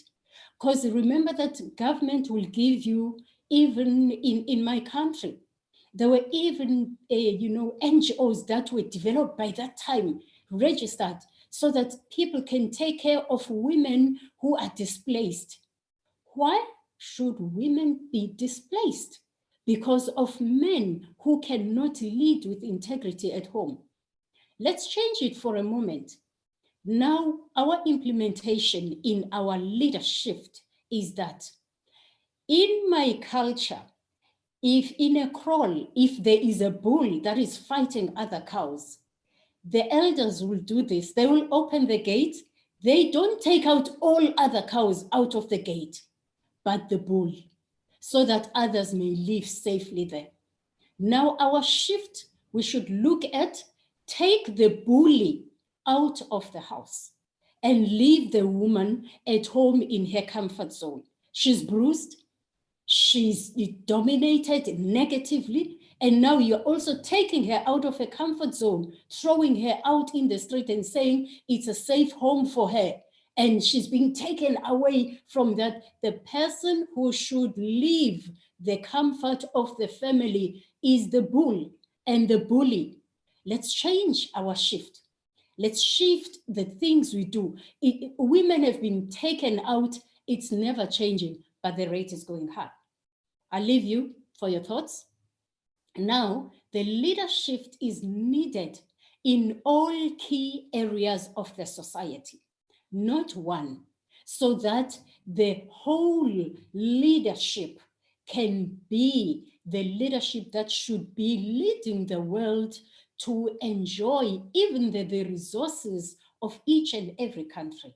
In my country, in South Africa, it is the richest of them all, with natural resources, but only a few that are enjoying the resources of the nation. Or others will come and reap from the nations and from Africa. Where is the gap coming from? From the leadership. Now let's shift our mindset to integrity. And what is really this integrity? It is honestly really to doing the right thing in leading and protecting your people and making your country not to be ripped off and be like a skeleton, instead of being a country that will make its own people enjoy their resources and not even be termed like the low class. People are under the situation, under the leadership of the current leaders, like they are undeserving poor. They are called poor in poverty, yet the land is so rich. There's a shift that we need. Even the leaders of the corporate organizations are crying out to some. The situation cannot be out of control when there are good strategies, and good strategies should focus on looking after the people of the nations and our countries. So if those who are in high authorities, they are looking after their own families and their own pockets, the nation will cry. In Proverbs 29 verse 2, it says, when the wicked rule, people mourn, but when the righteous rule, people rejoice. And the righteous are those who execute with justice. God hates robbery. If people are living in pain, that's robbery by leadership, that people cannot enjoy the very same land they were created to enjoy. Yet we go around and teach them about the why in their purposes. What is the why of the leadership? Why are they in leadership positions? What is their purpose to be in those leadership positions? On the why, the leaders should shift and ask themselves, who am I when I am being called a leader of an organization, a leader in the government, a leader in the church? So who am I really?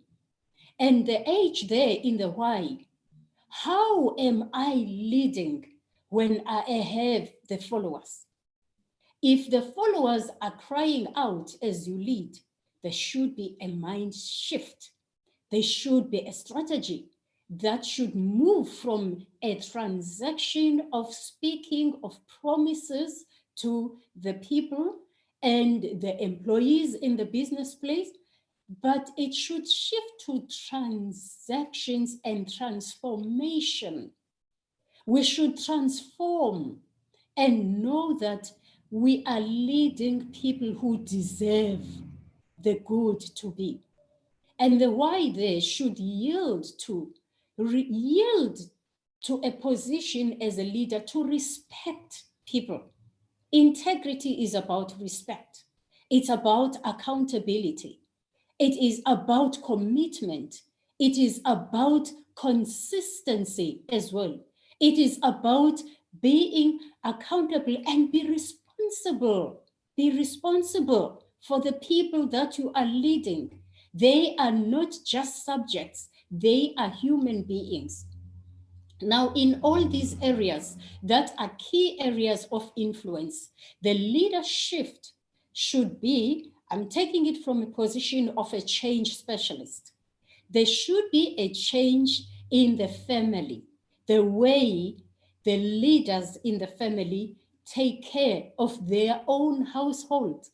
There should be a leadership in the education space. In education right now, there is a cry. A lot of people have lost positions and lost their jobs as we're going through the pandemic. And look who is coming into play. Skills and development to lift up our economy.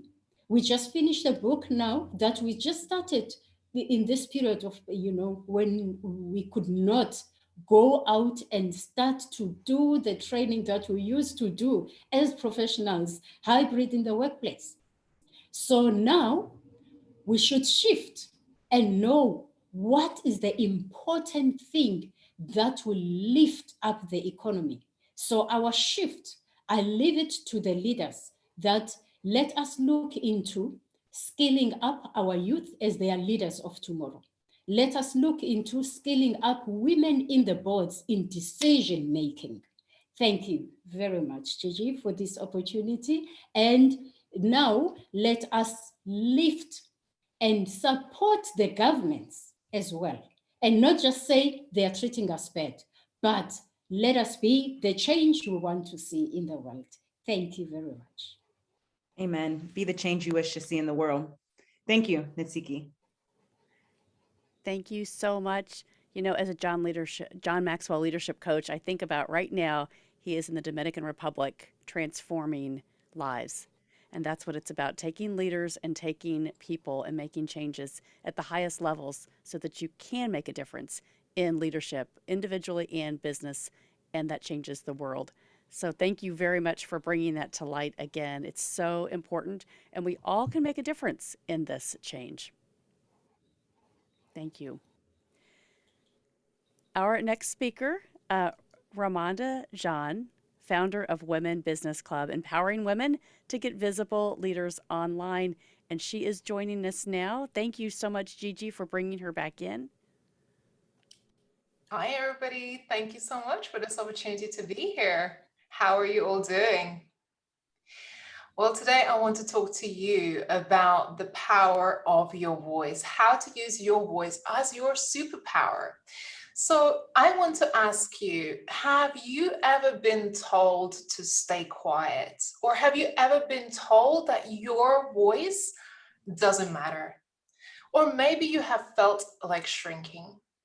Now, today you may see me as a speaker on global conferences. I run events, I empower other women to speak on stages and use their voice as a superpower. But for me, that wasn't always the case. I wasn't always being able to use my voice as a superpower.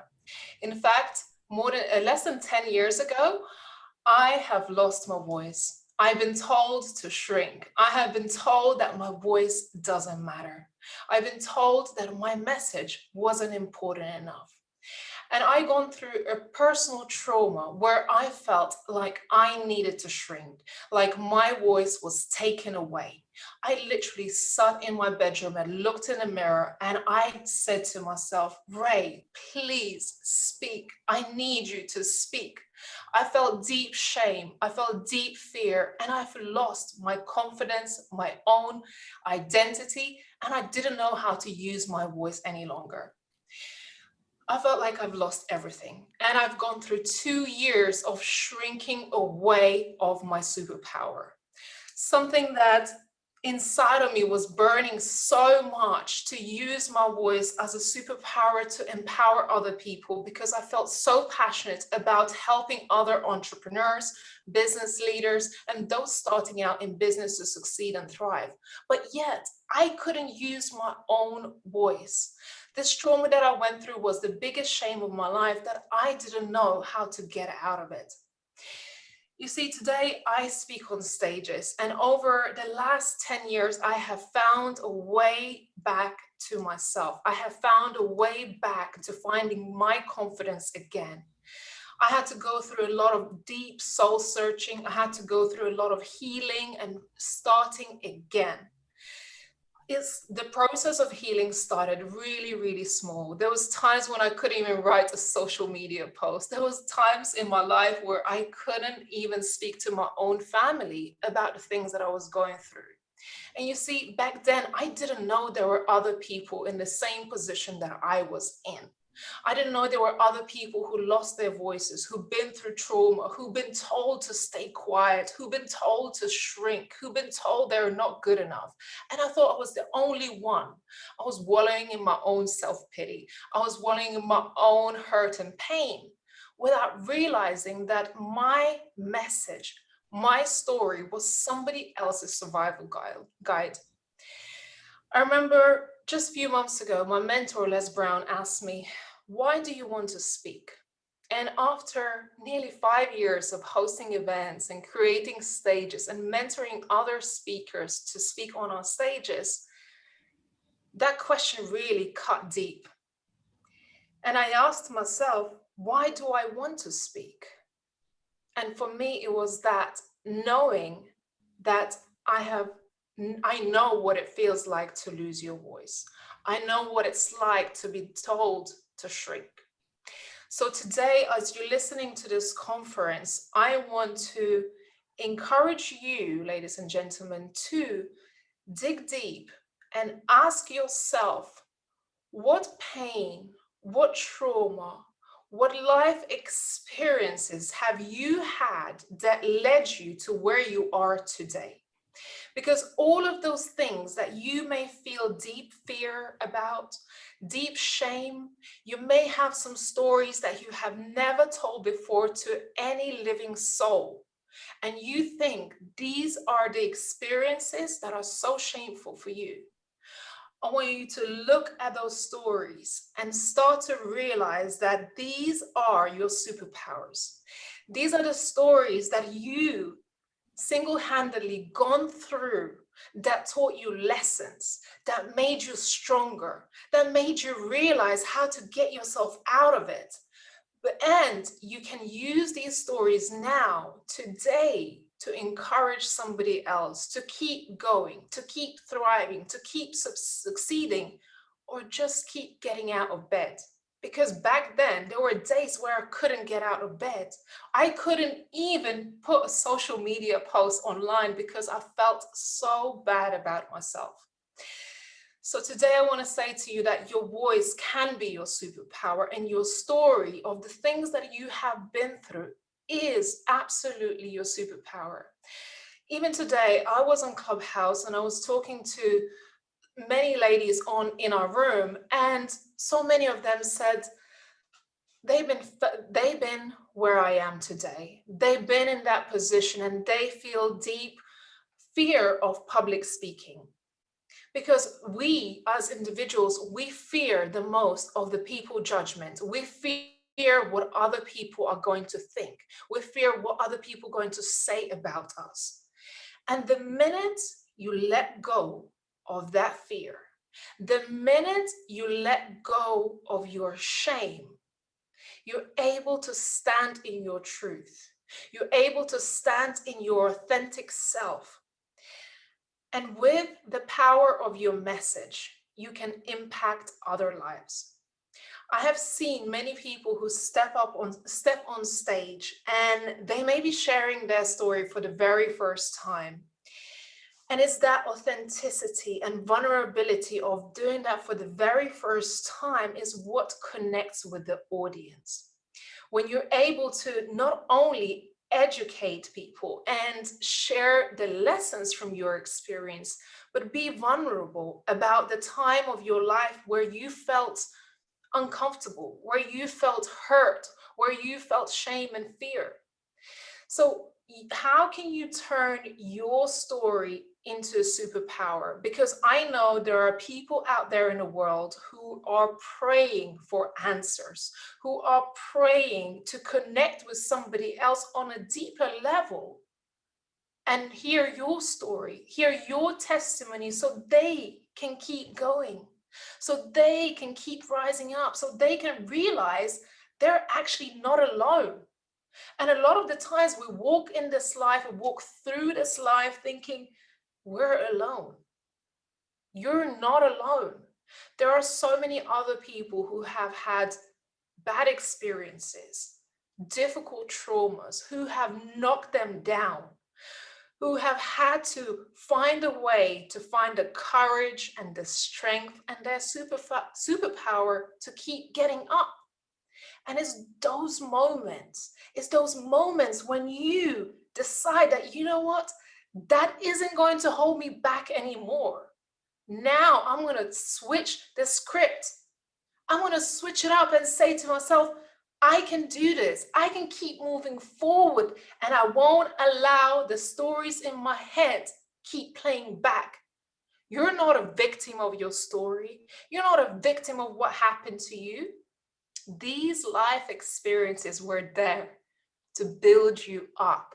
So I want you to take every single thing that anyone has ever told you to tear you down, to bring you down, to tell you you need to stay quiet, you need to shrink, and use those experiences to keep building yourself back up, one step at a time. And the more you do it, the more confidence you will grow. This was a process for me that has taken me many, many years. And to some extent, it is still a process today to keep finding courage to speak, to keep finding confidence to speak up. The times when you feel like shrinking, these are the times I want you to flip the script and say to yourself, I'm going all in. I am going for what I want, for what I believe, because you have the power to change somebody's life with your story. Your story matters. Your story has the power. More than anything, I want to see you on this stage in the future.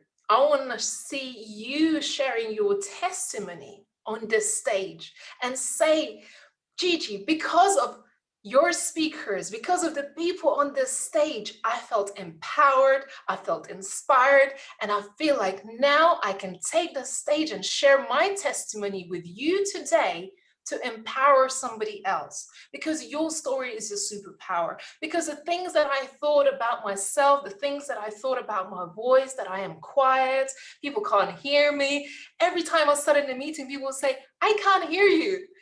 That timid voice was actually all along was just my superpower.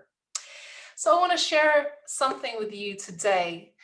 And these words always, always inspire me. Every time I feel down, I read these words and they lift me up.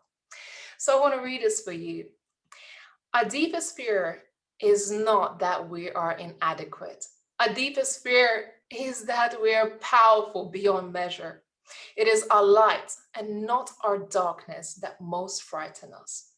We ask ourselves, who am I to be brilliant, gorgeous, talented, fabulous? Actually, who are you not to be? You are a child of God. You playing small does not serve the world. There is nothing enlightening about shrinking so that other people won't feel insecure around you. We are all meant to shine as children do. We are born to make manifest the glory of God that is within us. It is not just for some of us, it is for everyone.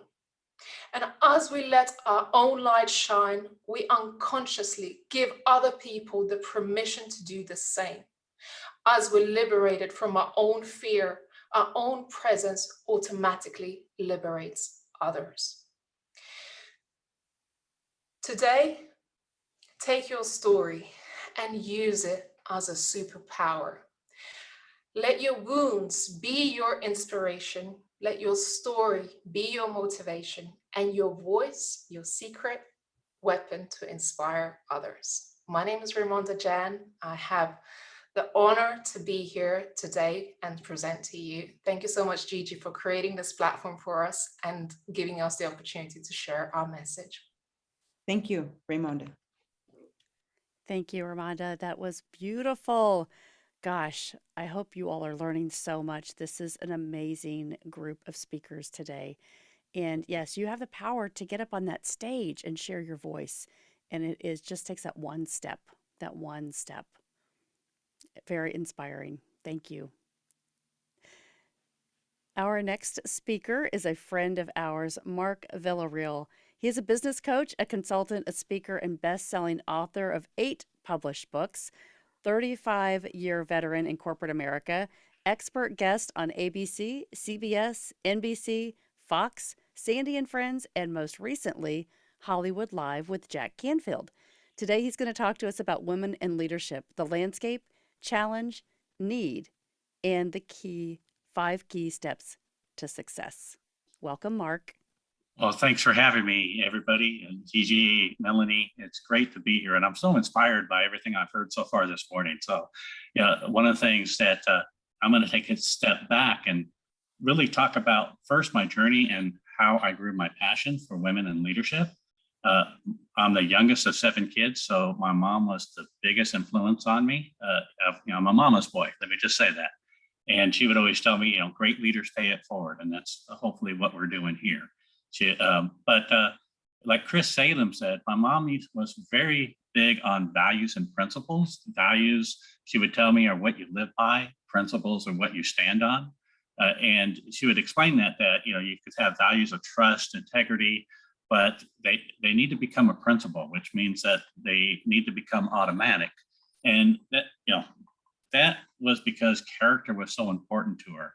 And as I was raised, my mom had the great gift. I say she was the best leadership coach who chose to be a housewife. And it's because she would always tell stories or say little sayings, whether I was young, all the way up into adulthood and her death.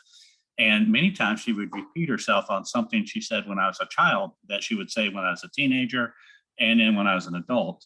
And that's why I always speak to that great leaders repeat themselves as well. My mom did many times. But a couple of the lessons that she taught me and why they had an impact, she used to always tell me, I never want to see that little boy inside of you grow up.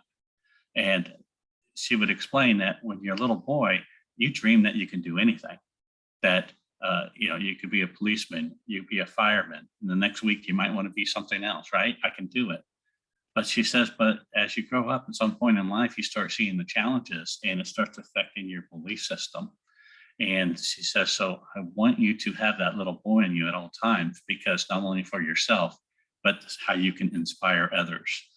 And she had so many stories like that. When we speak about values, and if you look on my website, the first value that I speak about is humility. And that comes where my mother would teach me that humility is a strength, not a weakness. To where a lot of times she would say, your ego is not your amigo. So, and we're a Hispanic family, so she would spin it in that way. But she would say, humility will teach you that you'll learn from others. And, it's important that you seek mentors in life that mentor you. But as you get mentor others, because you'll find that you learn more when you mentor others than when you are mentored. You'll learn from their experiences. So it was those type of things. A couple other confrontation as a benefit, because she was very big on confrontation, not in starting arguments, but it's important that you confront issues quickly. And as you become a leader and in business, and you get known for a person that confronts issues quickly to get to the other side, you'll be appreciated for that. And one of my favorites was bad news doesn't get better with time. Obviously as a child, if I tried to hide something, it didn't get better with time. It would always get found out and it would get worse. And as I grew and I developed into leadership, it was all these lessons from my mother that it helped me see from that my mom had great logic along with her emotions. And sometimes there's a misperception out there that men are logical, women are emotional, and women do have stronger emotional skills as a whole than men do. But what happens is that men just don't see the logic in the women. It's because they see the emotional strengths that they have that are usually stronger than the men. The next story that brings me to that is early in my career, I was what was called a turnaround specialist. So, early 90s, maybe late 80s, I would be sent to businesses and that were struggling and ready to close their doors. And I went to one that was a single owner business of a franchise organization. And they were $500,000 in debt, ready to close the door, customers calling and complaining, vendors calling, asking where their money is to get paid on payments. And they brought me in. And, it was never Mark that turned around the business. Obviously, I went in and assessed the leadership, helped put a plan in place, really worked on the culture. But ironically, as I worked on hiring, bringing in new people, it wasn't by design, but I started rebuilding a lot with single mothers. And so I would hire, the first single mother, she would come in and, she had that I cannot fail attitude. And what can I take home to read, to learn? How can you help me with this skill set? Help build me a development plan. And then that single mother would refer another single mother and then another single mother. And soon I had 9 single mothers within that organization, and as well as other employees. And that organization, the single mothers, some went into leadership and are still in leadership organizations within that same business today. But that location within 2 years, won the most outstanding location of that franchise organization that had over 260 locations worldwide. And that owner that was $500,000 in debt was able to sell that business 3 years later for $12 million. And by working with the single mothers and in other women that weren't single or weren't married, or had no children, I really worked on adding women to leadership teams and started seeing the effect on how they created more balanced decision making and fleshed out great decision making. And that's because of, they have the perseverance, they have the emotional intelligence, but they have that logic as well. So it really worked on balanced decision making. So from that time zone, time frame, because of them helping drive my success, I've had that passion that I've really worked on mentoring aspiring women leaders to success. And I've done that for over 25 years. I'm also a board member of Art Empowering Women. And with that mentoring, I developed a system that really what's culminated on what do I do? What are the stages that we take them through? And why does it work? So here's where I come and I talk about, well, what's the foundation? Because I put this in my most recent book, A Script for Aspiring Women Leaders, 5 Keys to Success. So the landscape today is, although women make up 50% of corporate America, they only make up 10% of what you call the C-level, which is those that report to the CEO or the president. And so that would be your pipeline for future CEOs. And in fact, today, the S&P 1500, it's 5.1% are CEOs. So you can see there's, although we've come a long way, we have a long way to go. However, there's been a study that also shows that diverse organizations with women in leadership actually perform 16% better than those that don't. So it's like, well, why don't we have more women in leadership? And as I've worked on putting my program in place and really fleshing out with the tools and the resources, I've reached out to a lot of women organizations that I've known and been a part of or participate in. And it's ironic that some women do not believe they're competing against men and some believe they are. And I'm not here to say one way or the other, but the data is still the data. I do really believe that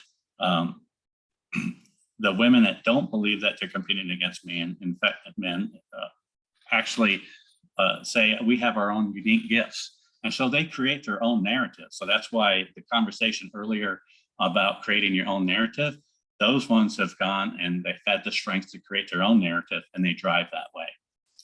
But so here's what we do. You can see I talked about what is the need for women in leadership, for the process and the tools that we take them through in the book, A Script for Aspiring Women Leaders. And we also built a 52-page workbook that is for free, that is downloadable, and it's a fillable PDF, so it doesn't have to be printed out. But the first step is what we call define what you will live by. And so what are you going to live by? And that's where we're talking about, have you ever assessed your own personal values? What are the top 5 to 7 that you will live by? Because your values that you say, here are my core values, will help drive your decisions from that point forward. Just like they do with an organization, they should help define your decisions, what routes you're going to take, what jobs you're going to apply for, to make sure that they match your values as well. And then we help within that is to define your core goals, which we talk about your personal goals. Where do you want to be short term in a year? Where do you want to be long term? And we even talk about 20 years. And we do this because you have to define what is my passion that I'm going to live by. And then chapter 2 is define what you will live for. So we take it the next step further and we start evaluating what are your professional goals. And when you have to evaluate your professional goals, the stage has to be of how do I evaluate and assess those? How do I define what the gaps are? And then how do I start building the stages of an action plan? But I can't fully flesh that out yet, because when we do these, I could tell you that when I mentor women, they want to get out there, rush out. And sometimes I have to slow them up a little bit because third stage is, I call it prepare for battle. And I call it prepare for battle is because when I've mentored women, I always see that if I don't prepare them for battle or at least mentor them on how they do that, there's always going to be a roadblock. And many times those roadblocks or setbacks are close to home. It could be the naysayers in the family or yeah, even the spouse.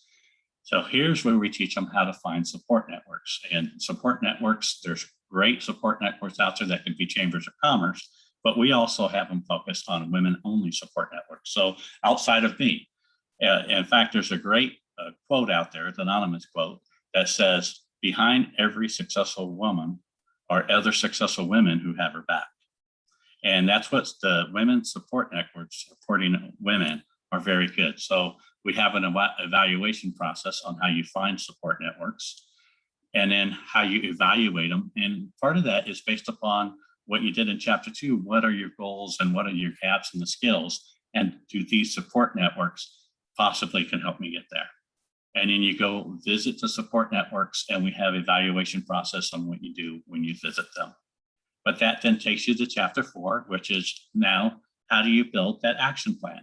Because you have your support networks, you have even other resources that you may have on where you work, but that action plans is where you start fleshing out your, how do I develop my skills? How do I go work toward accomplishing my goals? How do I put that in the plan?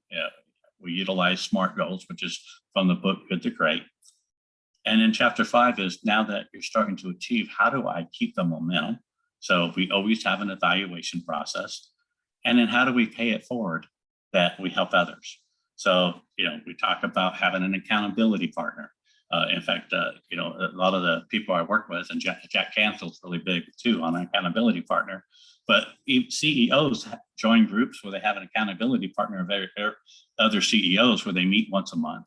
And we teach that for aspiring women leaders to have an accountability partner where they're going to meet 5 to 10 minutes once a month and hold each other accountable. So that is really, our program that we put together. We help build it to help drive that success. And we even built it out in e-learning now as well. But it really helps drive that passion because women do make great leaders. And I've worked with small companies to large $5 billion organizations like the Cesar Chavez Foundation, and to really work on how they flush out their leadership teams to build that balance. In fact, I think I'm right on time here. Look at my time, but I'll finish with a story. A story that my mom used to tell me all the time. I tell this in my book, and in my book, Leadership Lessons from Mom, I'm very vulnerable on things that I did that my mom would correct me on. And I used to have take to her sometimes a couple of my boys to babysit and drop them off. And she loved the grandkids. But one day she stopped me because she said, you're probably dropping them off too much. And you need to take these boys and do something that makes an impact today. Do something that matters was what she exactly said. But as I grew up in different stages of my life, she used to always ask me, did you do something that matters today? And you need to start asking yourself at the end of the day, what is it I did that matters? And if you can answer that, then you should be able to sleep well. So that's what I leave you with. And I thank you for this opportunity. Thank you, Mark. Thank you, Mark. I love how you take us through why your passion is so important about women, and it starts with your mom. So many people say, what's your story? And I love yours because you really do care passionately about helping women become stronger leaders. You're an amazing guy. Thank you for sharing today.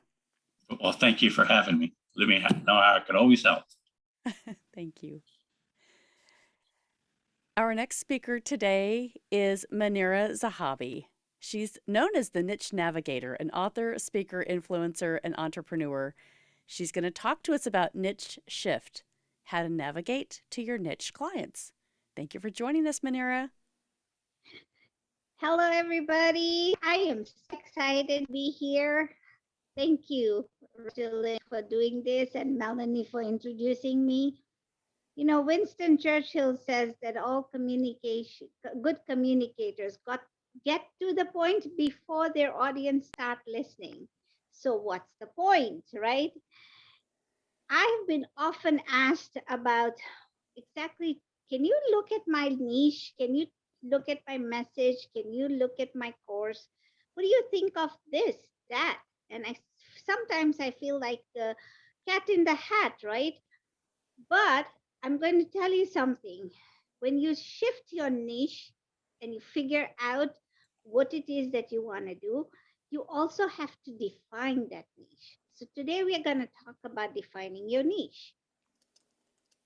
You may be the master in your niche and you know the subject in and out, but I tell the people who ask me that it doesn't matter to me because the man I'm not going to buy from.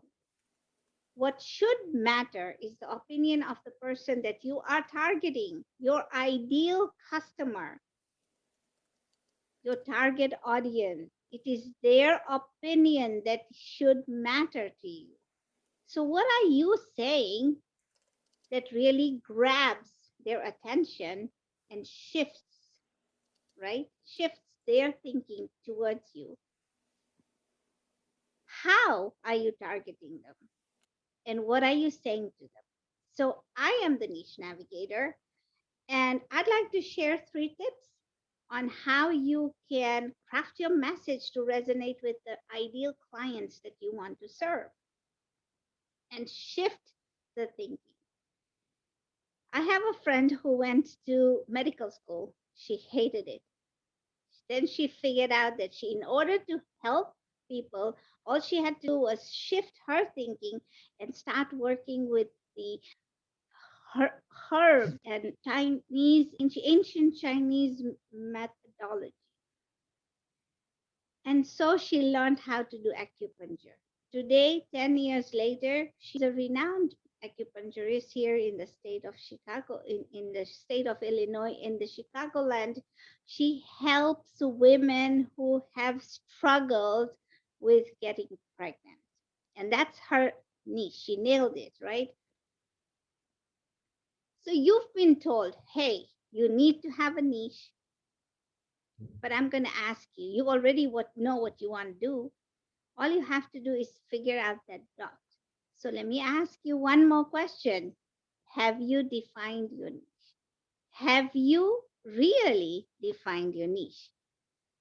People here are going to say, I know all about niches, but I'm going to tell you, you haven't heard what I'm going to tell you about niches. See, we are all in the business to sell our product, service, and course. We want others to excel. We are here to help other people. And all the panelists that went before us gave us great tips and tricks, right? And what we have learned today is to show up and be consistent and embrace the chaos and be transparent. But let me tell you, in all of that, you also need to craft your message. What is it that you want your audience to know? Yes, you can be humble and transparent, but how are you showing up? I showed up as the niche navigator. I've had this name for almost 5 years now, but I too had to go through this process because I had to keep defining. Today, I help coaches who are out there struggling with their niche to define their niche and refine their message. How do we cut through the noise? See, there's a lot of people drumming out there. We get bombarded, we get so many requests, friend requests, ads about other people in our same field who want to market to us.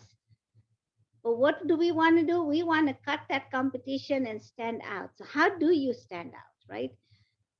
We have to understand the audience's needs and we have to reach to them by speaking to them that we are the only ones with the solution to their problem. I'm telling you, everybody here has a problem. Everybody out there has a problem. So before we think this is complicated, the great news is that we are all experienced this deep customer connection in the past. Think for a second. Did you ever go back and watch the replay or a webinar or go to a sales page and say, oh my God, what did I just do? I bought something I didn't need. But then think about the time before you purchase it, just before you purchase it. That person was talking to you, and you thought, if I don't get this now, I'm going to lose out. It's the sense of urgency, but not only the urgency, it is the messaging that was directed to you. I know you're nodding because you've done it before. I know it. So today, in this hyper competitive world, we need to understand our niche, connect with our purpose instead of by accident and by instinct. There's a science to doing this. And if you want to succeed, we just got to know our niche in and out. It doesn't matter if it's up here. We got to take it out here and put it on paper and put it where everybody can read it. Everybody can connect with us with. So here's the point, right? Words, messages are words. How you phrase your message matters. Words carry emotion. Words carry meaning. Words create pictures. Words are more powerful than you could ever imagine. When you express words, your love for it shows, it creates a connection, it creates an influence. The secret to messaging is defining your niche. And if you nail one thing down, it will change your life. John's philosophy, John Maxwell is my mentor. His philosophy is always to be authentic and to be intentional in everything we do. Niching down is the ability to identify with people and to relate to them in such a way that when we do talk to people, it increases our influence with them. So, knowing your niche allows us to stand out, cut through the noise, and create an emotional connection. This is not manipulated, it's just that we are being an effective communicator. So, here are the 3 tips that I want to share with you. The first one is objective. What is the objective of your message? What do you want people to take away? What action do you want the people to take after they've received your message? Remember the time when you first bought something and then had to go back and listen to the replay, look for the reviews? Same concept. We don't want to put anybody in jeopardy, but we know that everybody who have listened to you have received your message loud and clear. It's a 10-4 situation when the police officers or people in the army says 10-4 message received, right? Second, what are you asking your audience to do? Every time you reach out to your audience, your core message should be clear. Tony Robbins, his message is always revolving about personal power.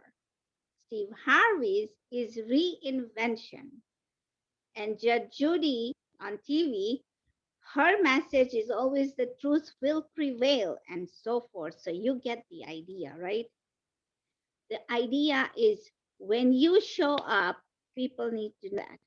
We look at Jack Canfield. He's always chicken soul of the chicken soup of the soul, right? All that stuff. All of those people have created one message, even though they speak different things. The core message is the same. And tip number 3, if you have defined your niche, then you know what you are all about. But sometimes what's in our idea does not seem simple to the person we are talking to. I met this coach on a train, and he said he teaches women how to lose weight. And after probing and probing and probing, it took me 30 minutes to figure out that he helps women lose the weight they put on during pregnancy. Don't make that mistake. Make sure that your niche message is defined and refined. That when he says something, it's like I help women lose weight after they put on pregnancy. It doesn't have to be a 30-minute process. Now I know I don't know if these what the tips were helpful, but I know they are going to be effective if you put them in place. My advice is for you to take your time defining your niche. You can't bring that message out in a day. It takes a little bit of time, but work at it every single day. If you need help or just need somebody to listen or resonate with your message, go ahead and message me, because I work with this all the time and I can help you refine and define your message. Regeline, I thank you so much for doing this for me, and Melanie for introducing me again. But I'll tell you one thing for the people who are still sitting out there on the sidelines. You know, the last thing that I want to leave you with is execution. It's the hardest thing. Getting to the point is the hardest thing. I'm going to ask everybody to do this. Stand up, and when you take a shower today, make sure you put some cold water on your body, because cold water will vibrate you, and it's the most uncomfortable thing that you will do. When that happens, it's going to awaken your body. So take some incredible action for yourself and get your message refined and defined. Thank you very much. Thank you, Manira. I appreciate you. Now, our next speaker is our Master of Ceremonies and sponsor of this event. And she has been our Master of Ceremonies and sponsor for all of our events of 2021. And it's just truly an honor, Melanie Ake, to have you here with us. Now, Melanie Ake, she's the founder of Everyday Leaders Professional Coaching and Consulting, a certified John Maxwell team leadership coach, speaker, and trainer. And as a certified Why Institute agent, she helps others discover their own why. Melanie's professional influence began at Walt Disney World and carried into financial services, fundraising, and medical device sales and leadership. She believes in the power of our mindset to design our life with purpose. She is a popular event master of ceremonies. Welcome, Melanie Ake. Thank you, Gigi. This is so exciting. Thank you for letting me share today a little bit about my passion about why. Everybody's talked about it. So I want to ask you guys first, what if you could increase your effectiveness as a communicator by 37%? 37%. Would that change your life or your business? So, like Gigi said, I founded Everyday Leaders 5 years ago because I really believed my purpose in life was to help other people find their purpose. I do this by challenging them to find better ways to communicate what their purpose is and make sense out of their life to make a bigger impact. This is so powerful. I went through it myself. It transformed how I was showing up for my business and the clients that I was serving. So for years, I was leading other people in medical device sales and service, in servant leadership. And all of it was really to overcome obstacles in what they were challenged with. And so what I learned about myself was this was a gift that I had. It was not something that I wanted to hide behind. It was actually a strength and a value. Many people today have talked about what we do, what the process is, how do we serve people with a bigger heart. So I believe in developing people from their heart is from their why, so that they can have a bigger impact, feel more fulfilled, and then live into their potential. My mentor, John Maxwell, says, when you know your why, you know your way. And as the #1 leadership guru for over 40 years, he knows. He teaches all across the world, and he's actually doing it today with transformation teams in the Dominican Republic. And so you heard Chris Salem say it, you heard Natsitsky say it, you heard Manira talk about it here with the niche navigation. But knowing your why changes everything in your success. It changes the impact and the speed of your success, and it can transform your life. So as an international leader and business leader, and the toughest person, that you have to lead is yourself. So you have to really stop and think, I can tell other people how to do this, but am I going to own the process? And this is how we become an effective leader. So many times we start into our leadership journey and we think, yeah, if I could have that glass ceiling office, if I could have that title, that'll make me an influencer. And John Maxwell teaches about leadership as influence, nothing more and nothing less. And so this is what we all hope to become as effective leaders, is to have influence. But the only way that we can influence people is through communication. So if we don't get communication right, and I asked you in the beginning, if you want to become a better communicator, what if you could increase that by 37%? 37%. That could make a huge impact in what you do and what you achieve. So over the past 30 years as a business influencer and a leader, the following process really helped me create a predictable process to discover how I needed to communicate more effectively. For many years, I had been studying Simon Sinek, and I met him for the very first time at the John Maxwell Live to Lead conference in 2016. And I, at that time, was training international sales teams on how to become distributor reps into company reps. So it was a big deal, and it was in 9 different languages, and I only spoke English.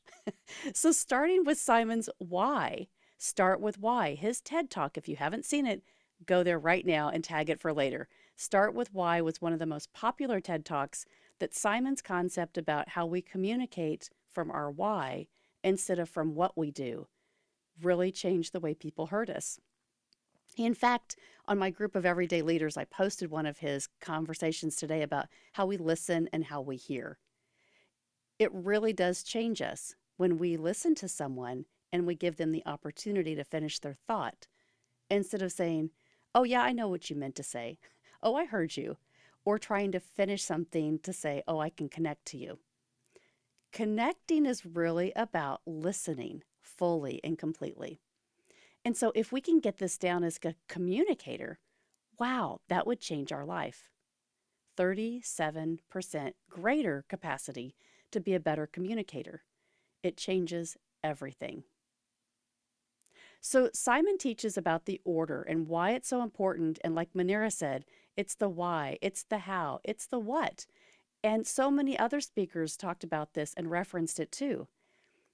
But Simon partnered with Gary Sanchez, the founder of the Why Institute, and they now have a predictable process. It's about 1,500 questions in a database, but you take it and it's like the disc, it's like Strength Finders, it's anything else, but it truly helps you identify your why. And so when we understand that, we can begin to grow and communicate from this space. And like Simon has researched, we start to speak from our limbic part of the brain. Now, if you're not a science major, it doesn't matter. So where's the limbic part of the brain? It's in the back. And it controls the emotional feeling and connection. And so if you were able to really connect with someone when you communicated with them, not just facts and figures, but if you were really able to touch somebody's heart when you asked them for help, when you asked them to participate, when you asked them to listen to you, what you had to say was important, and they actually listened.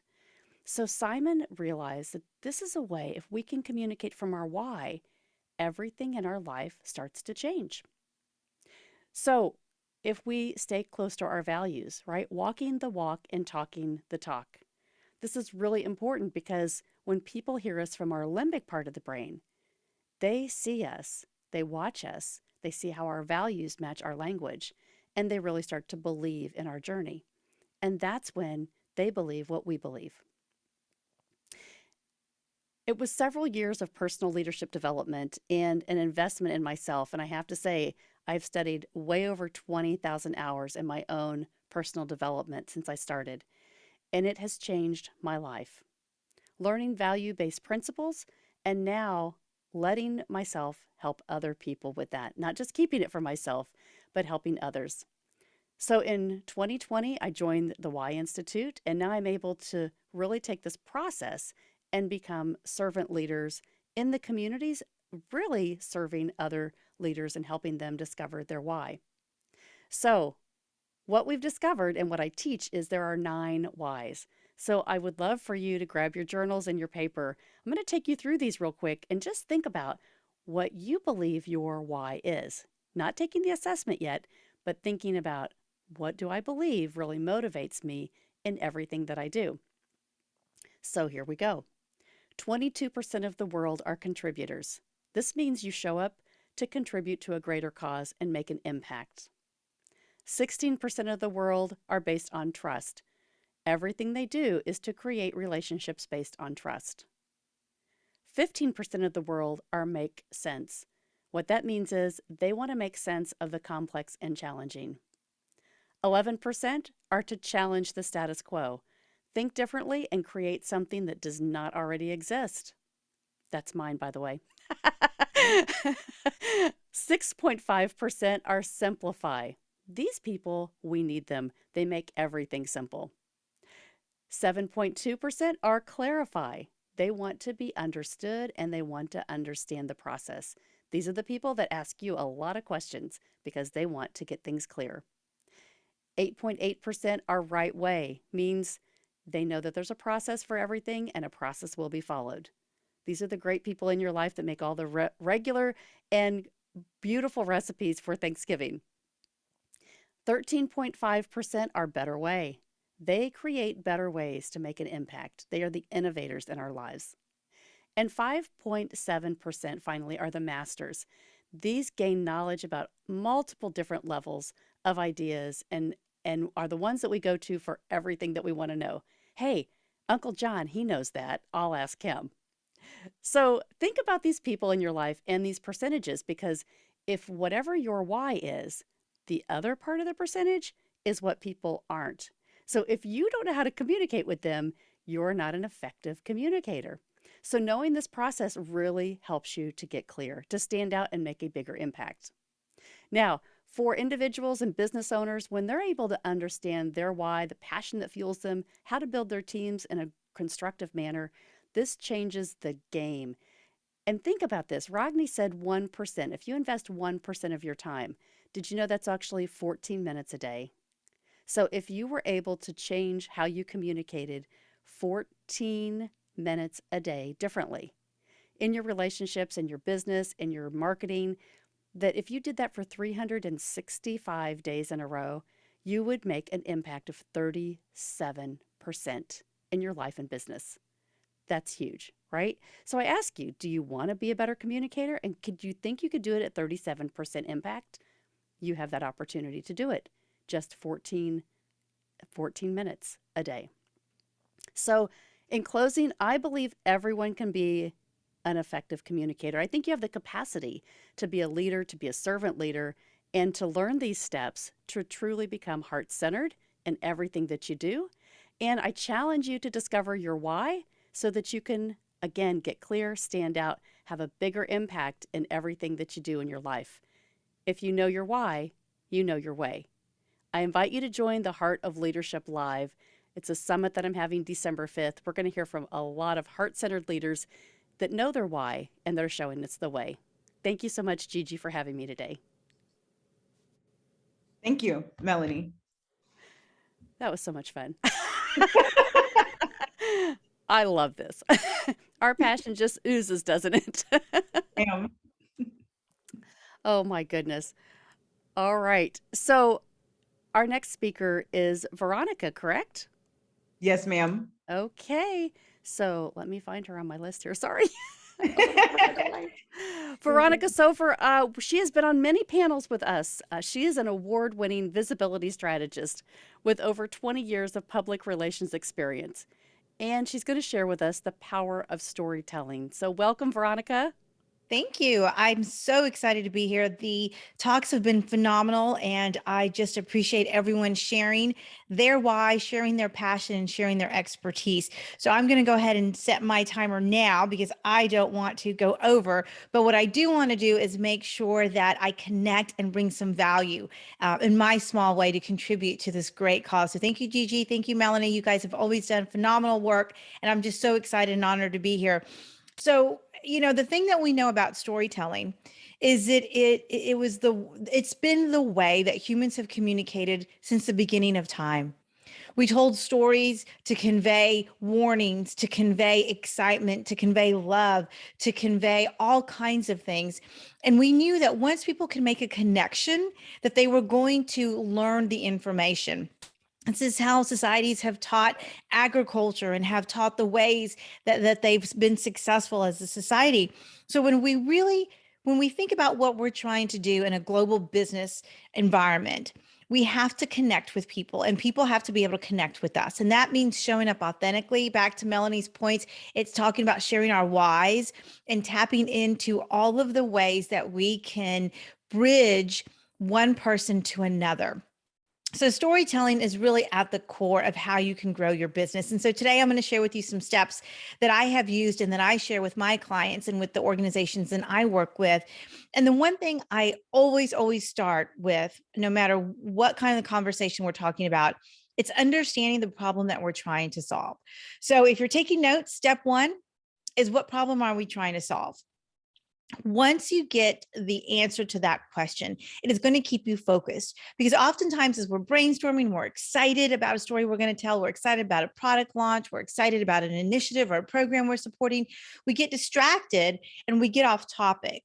So once we can answer the question of what problem we're trying to solve, then you have a laser focus that you can start growing and moving toward with everyone on the team. Step two is understanding your target audience. And what I tell people is, you may have several different types of audiences that you're trying to get to. Maybe your message is going to be important for your internal community and your external community. So your stakeholders on both sides may need to know this information. So for purposes of this exercise, I always tell people to select one target audience. That will help you create and craft a message that's going to resonate specifically. Now, that doesn't mean you can't go back and do this exercise again with your other target audience, but it's always important to at least, sketch out and have an outline for your messaging when you're thinking about the story that you're going to put together for them. Step three is really understanding what the current target perception is. So you've identified the problem you're trying to solve. Maybe it's creating awareness for a product you're launching. You've identified who your target audience is. You've outlined the demographics, their income, where they consume their information, where they consume their social media, the types of buying patterns that they have. And then you want to find out what their current target perception is. So maybe the perception is that they don't really know you exist, but you want them to know you exist. So if you hone in on that type of messaging, then you're going to be able to more quickly get to where you want to get. And that is make an impression with folks. Step four is understanding what the single message will be that will get your target audience to where you want them to go, to that target perception that you want them to have.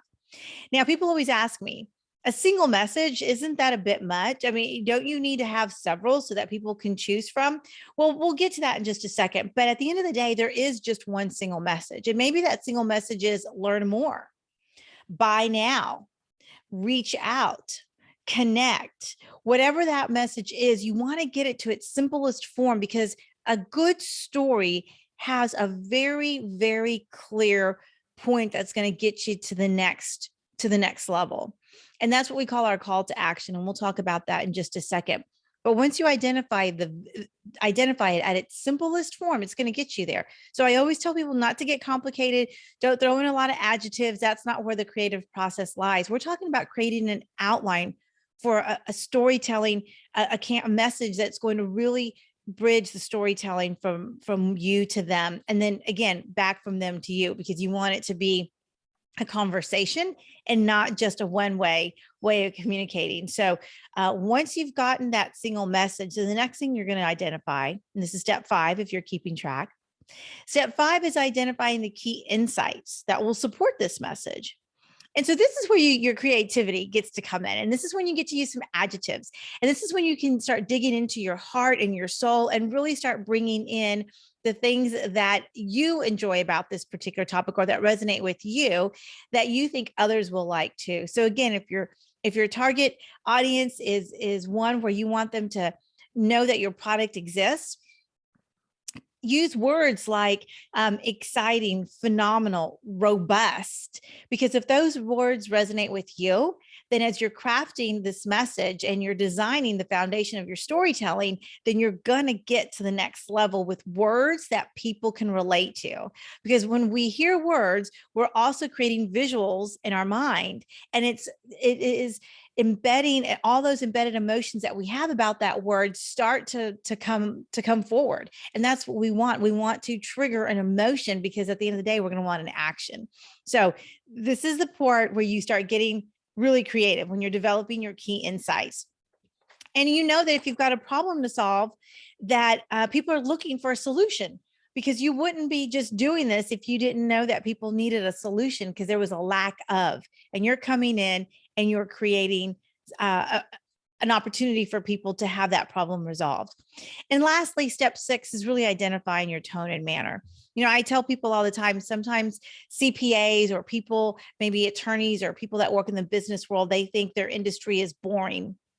And so they really focus on their advertising and marketing and their storytelling that is very conservative, very bland, doesn't have a lot of adjectives, isn't very colorful. But is that really the tone and manner that they want to connect with other folks? And sometimes the answer is yes. And that's okay. If you're a CPA and your business model is one of very clear processes and there's not a lot of room for fluff, then maybe that's exactly the message you want to convey. And maybe that is the story you want to tell, that you are super conservative, that you are a rule follower, that you do color between the lines, and there is no room for outside the box. That's okay if that's who you are. Honor that and make sure it's conveyed in your storytelling. But if you're a creative, maybe you're an interior designer, maybe you're even in technology, but you're very progressive in your thinking, then you want your tone and manner to resonate with who you are authentically and the services that you can provide folks as you're thinking through how they can connect with you in your business. And then once you have taken those steps and you've identified who your target audience is, and you've identified the problem you're trying to solve, the tone and manner, the current perception, the target perception, the key insights that are going to help your message get crafted, that's when you can put it all together, look at your notes, and start designing a story from your past, from your heart, from your business portfolio that's going to resonate with other people. You put it all together, and then you get to create visuals. Because while words are important, we know that we process information through all of our senses, through our listening, through our taste and smell. All of our senses help us craft a story and an image in our mind, because that's the beauty of how the brain operates. And I love Melanie tying in some of those great brain facts, because it's absolutely true. Advertisers have known this since the beginning of time. You want all their senses to really start thinking and making connections, because that's when someone is going to remember what it is you do, even if they don't need your services. Maybe the problem you're trying to solve isn't a problem they have, and that's okay too. But that doesn't mean they won't know someone who might have that same problem or a similar problem, and they'll make the connection because your message resonated with them. And the last bit of information I will share that I want people to really remember is relevancy and timing. You know, timing sometimes is a little tricky because we live in a digital world where we want to map out our messaging for a month, 2, 3, 6 months in advance. Some organizations map out every quarter their messaging, and that's a great strategy. I absolutely love that strategy. But what we have to be mindful of is that as humans living in a society, there are variables that have to be taken into consideration. So when you're using technology to map out all these messages, maybe on a program like Hootsuite, that you can load all your social media out there ahead of time, we have to remember when we're in crisis or in tragedy, we need to pay attention to what we're putting out there or what's scheduled to be put out there. Oftentimes I've seen phenomenal campaigns and stories ready to get posted on social media, and the person has loaded it weeks in advance, and then there's a crisis. Maybe there's a hurricane or some sort of natural disaster, and what we're not doing is pushing pause on our messages, and it's inappropriate and it's insensitive, and it's a simple business mistake, especially one that entrepreneurs who are doing everything on their own might find themselves doing. But I always remind people to be cognizant of what's happening in the world around us, have empathy for others, and just know that while we believe our message is so important to get out there, sometimes the timing isn't right. So please, if you take nothing else from this talk, remember to check on all of your platforms that you're using, all of the messaging that you're putting together, and make sure that the timing is right so that you are not insensitive and you are instead creating a brand, reinforcing your brand as one that's sensitive. So I hope that these tips have been very helpful. I love connecting with folks. If anyone has any questions, you can reach out to me. My website is veronicavsofer.com, and I'm always available. And I just so appreciate Gigi and Melanie putting this opportunity together for us, because if there's anything that I can do to help another entrepreneur, then I will absolutely do so. So thank you so much. Thank you, Thank you. Veronica. We appreciate it. That's awesome. It's so good to see you here. There's so many passions that we have, right? It's great to have you here in this business leadership conference. Thank you. Okay, Gigi, I know we're moving people around in the green room. Who do we have next? We have Christy Love next. Christy Love, super excited. All right, sit down, grab your journals. She is an authority on communication and connection. We've been talking about this.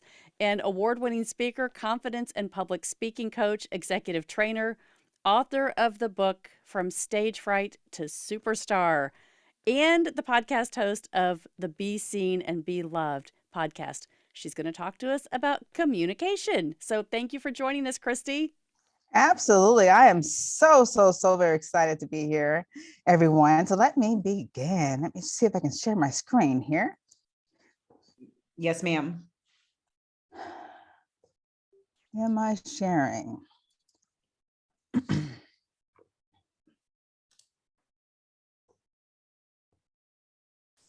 It does not look, sharing. It does not look like it wants to share. All right, well, I've had a series of technical difficulties, but that is okay. We will just. Christy, you should be able to share the screen. If you click on share screen, it should allow Share you to. screen. Okay. And then click on the screen you'd like to share, and you should be able to share. Everything is white. Everything looks whited out with a big emergency message. Never seen that before. It's a triangle with an exclamation point. Do you want to proceed without it, or do you want to go up next? I can certainly proceed without it. Okay. Hello, everyone. Well, let me just begin. My name is Christy Love, and today I'm going to talk about masterful communication. Now, masterful communication is so very important. And I wanted to share a quote that I read that talks about how people with effective communication and connection skills make, on average, 30% more than those who do not. And so if you're in business, this is one skill that you absolutely must master in order to, for one, gain more sales, number two, repeat buyers, and also referrals. And so let me just share a little bit about my story. My story started around 18 years ago when I got an opportunity to work for a Fortune 500 company in sunny Southern California. It was like my dream job. Well, also during that time, I was required to speak and establish relationships with other leaders of major corporations. But at that time, I developed a social anxiety disorder called glossophobia. I hope many of you may not know what that is, but pretty much it's a serious case of stage fright. And see, over time, one second. There we are, there I am. All right, so a serious case of stage fright. So at that time, I couldn't speak to anyone, definitely not do a summit like this, but I couldn't speak to anyone one-on-one. I couldn't shake anyone's hand, definitely in meetings, I couldn't speak up or even ask a question. I couldn't even answer a phone call, leave a voice message. It was that bad. But remember, I got a great opportunity and I didn't want it to let it go. So I found out about an organization called Toastmasters International, and I knew that they help people with these kind of situations. So I found a group that was meeting a couple of blocks from my job, and I got off work about 5 o'clock. The meeting started at 7. So I thought, hey, I just drive on over, hang out for a couple of hours, eat my dinner, and then walk in. Well, it didn't work out that way. You see, I sat in the car for 2 hours, screaming, crying, and hyperventilating because I was terrified to walk in that door. But I did muster enough courage to do that. I walked in, and the only thing I could do was say, "Hi, my name is Christy," and sit down. Well, over time, I began to learn the art of public speaking and helps hundreds of people along the way. And what I found was that, for one, my passion was to never, ever allow anyone to stay stuck, stagnant, and feel inferior because of their inability to speak. The other thing that I noticed was that when I had speech issues or problems speaking up in public, the positions that I got at that time were very low. However, when I gained the skill that I'm going to teach you now, my skills or my ability to gain jobs and career opportunities were much more advanced. So at that time, I began to be the face and the voice of the CEO instead of starting way down at the bottom. I see my presentation is starting now. Yes, we were able to pull it up. Okay, great. Well, where am I? Let's go on down a little bit too. Let's see the blue one down there. There we are. Yeah, that one there. The next one. For the sake of time. Okay, so we're going to go over mindset. We're going to go over some public speaking tactics and perfecting and honing in on your craft. So let's start with the mindset. When you have stage fright or any kind of negative feelings about being in front of people, there's a reason why that is happening. And what I found, for one, is that usually it comes from when we were young, we were kids. We were kids, what did people say? Be quiet, sit down. And then you went to school, what did your teacher say? Hush, be quiet, sit down. And if you didn't obey, you would get what? A negative report on your report card. And even in more trouble. So as we grow and we become these great leaders, we think, hey, I can speak, I can lead teams, I have a great business. But when you're put on the spot, all of these negative feelings start to surface again. That's called stage fright. It's a form of stage fright. So how do we get over that? The first way to get over that is to, for one, know your why. Your why is very, very important. Why do you want to be a more effective speaker? And it can't be superficial. Some people say, oh, I just want to be a better speaker so I can look good in front of my team. No, it has to be more than that. For instance, I want to be an effective speaker so I can really motivate my team, make them better, help them, be the best, and also help my business as well, right? So here's a quote.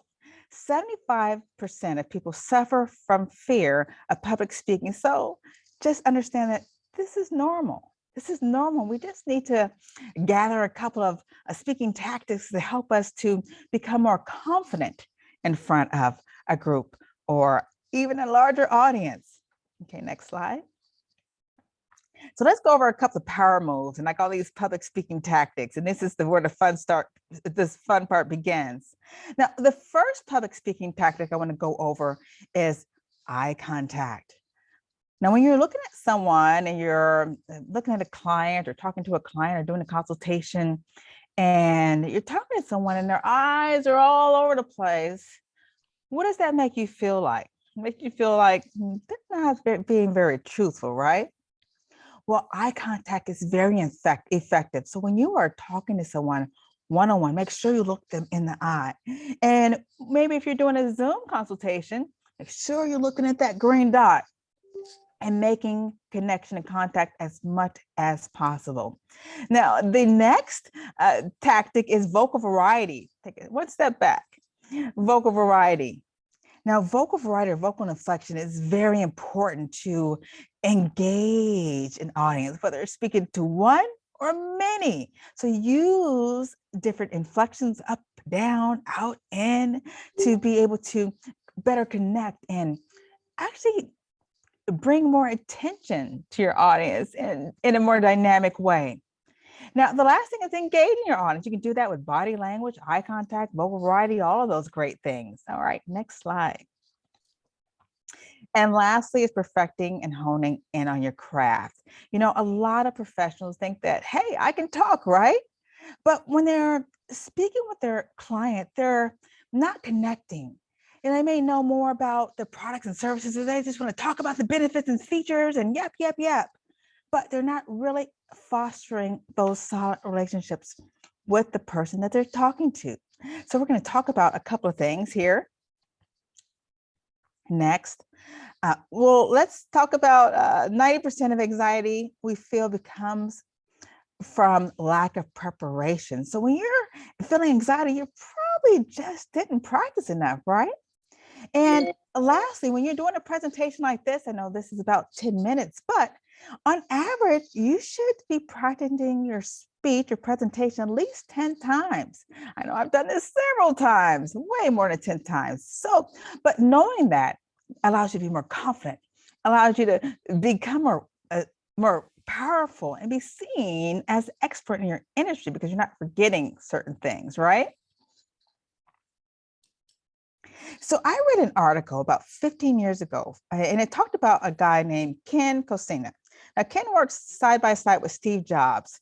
And Ken said in a rare interview that Steve Jobs, like a month before any presentation that he was promoting the new, I don't know, the iPhone or what have you, he would go to his auditorium and actually practice. He would practice for hours, every step, every slide, every word, how he engaged and looked at the audience and the slide each and every single day. Now, my question to you is, if you are a business owner, what makes you think that you don't need to practice becoming a masterful communicator and connector that's going to attract those clients? So I also challenge you to go beyond the average person.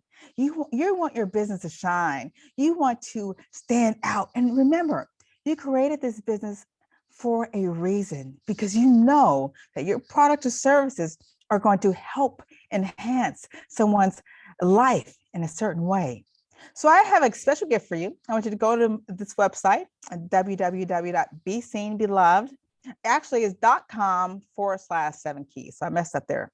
So it's .com/7 keys. And you're going to get a gift from me, 7 keys to masterful communication that drives growth, sales, and referrals.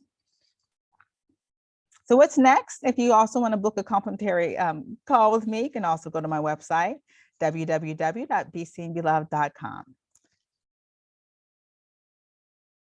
I thank you. Thank you, Gigi. Thank you, Christy. Thank you, Christy. This is so great. It resonates every single speaker from the very beginning. This is amazing how this happens. So our next speaker, we are so excited. Darren Palmer, thank you for joining us today. You are the founder of Self-Published in 30 Days.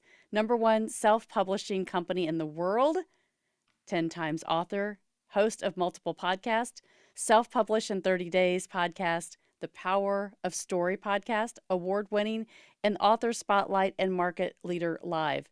So you're going to talk to us today about books to business. That seems very simple to me.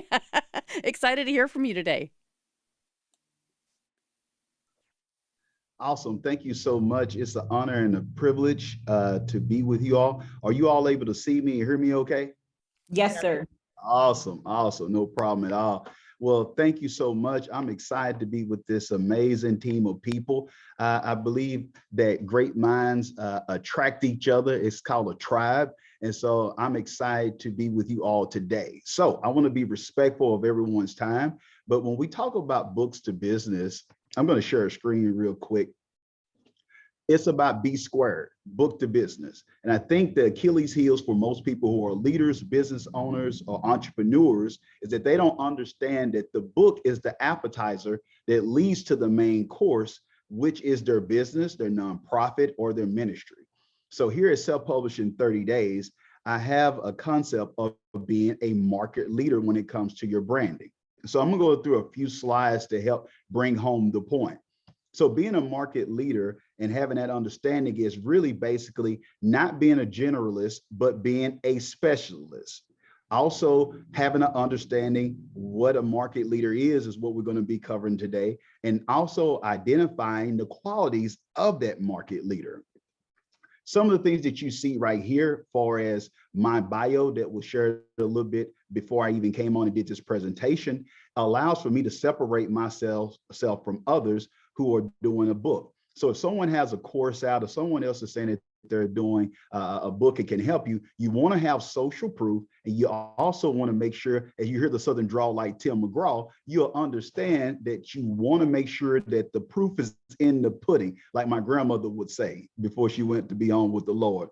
So here are some examples of some things: being a 10-time author, having a conference when it comes to dealing with publishing, having Market Leader Academy, having Best-Selling Authors Business Mastermind, and also focusing on personal improvement. So as we move forward, being a specialist is a difference. If a family member has an issue, you don't want them to be with a generalist. If I have a family member with an issue, I want them to have the best care. Let's just use the Mayo Clinic as an example, because they show the best care for those. You don't go to the Mayo Clinic and ask, hey, do y'all have a half off coupon? Because I got a family member whose life is on the line. No, you don't do that. You want the best care. So you have to identify who you are as a market leader, because you will attract people, like I brought up earlier in this conversation before the presentation. You attract the right tribe, and you also attract the right avatar and the right client. So when you're leveraging the book and allowing yourself to be a market leader, so if you own a State Farm agency, or if you're looking at how to be the best exterminator in town, instead of giving out magnets and giving out cars that people are dropping while they're waiting for the valet to come around, you want to be known as a specialist, because the price is a myth when it comes to a specialist, because people want someone who can get it done. Here's a few reports on the difference between being a generalist and specialist when it comes to just annual income, that you can look at yourself and see the difference and the gulf between the two.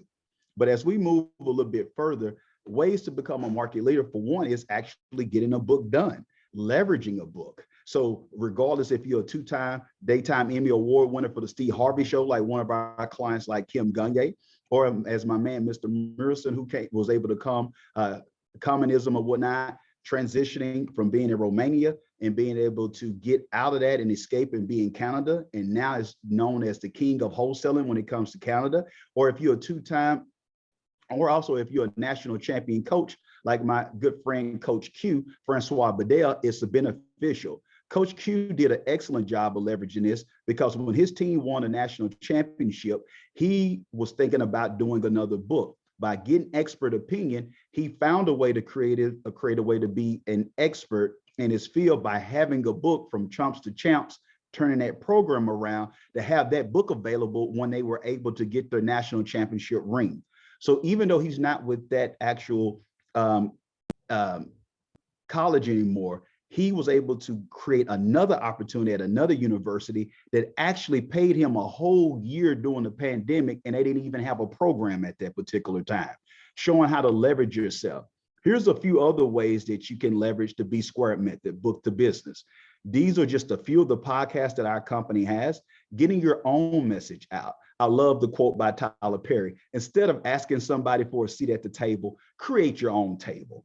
For those out there who are waiting on others to say, take the roadmap from the beautiful and the brilliant and the woman who filled with the spirit, Gigi, on her today. She created her own conference and brought amazing human beings. So instead of waiting on someone to say, please let me speak at your conference, why don't you be an innovator? Why don't you be the catalyst for change and create your own platforms to have the impact that you want?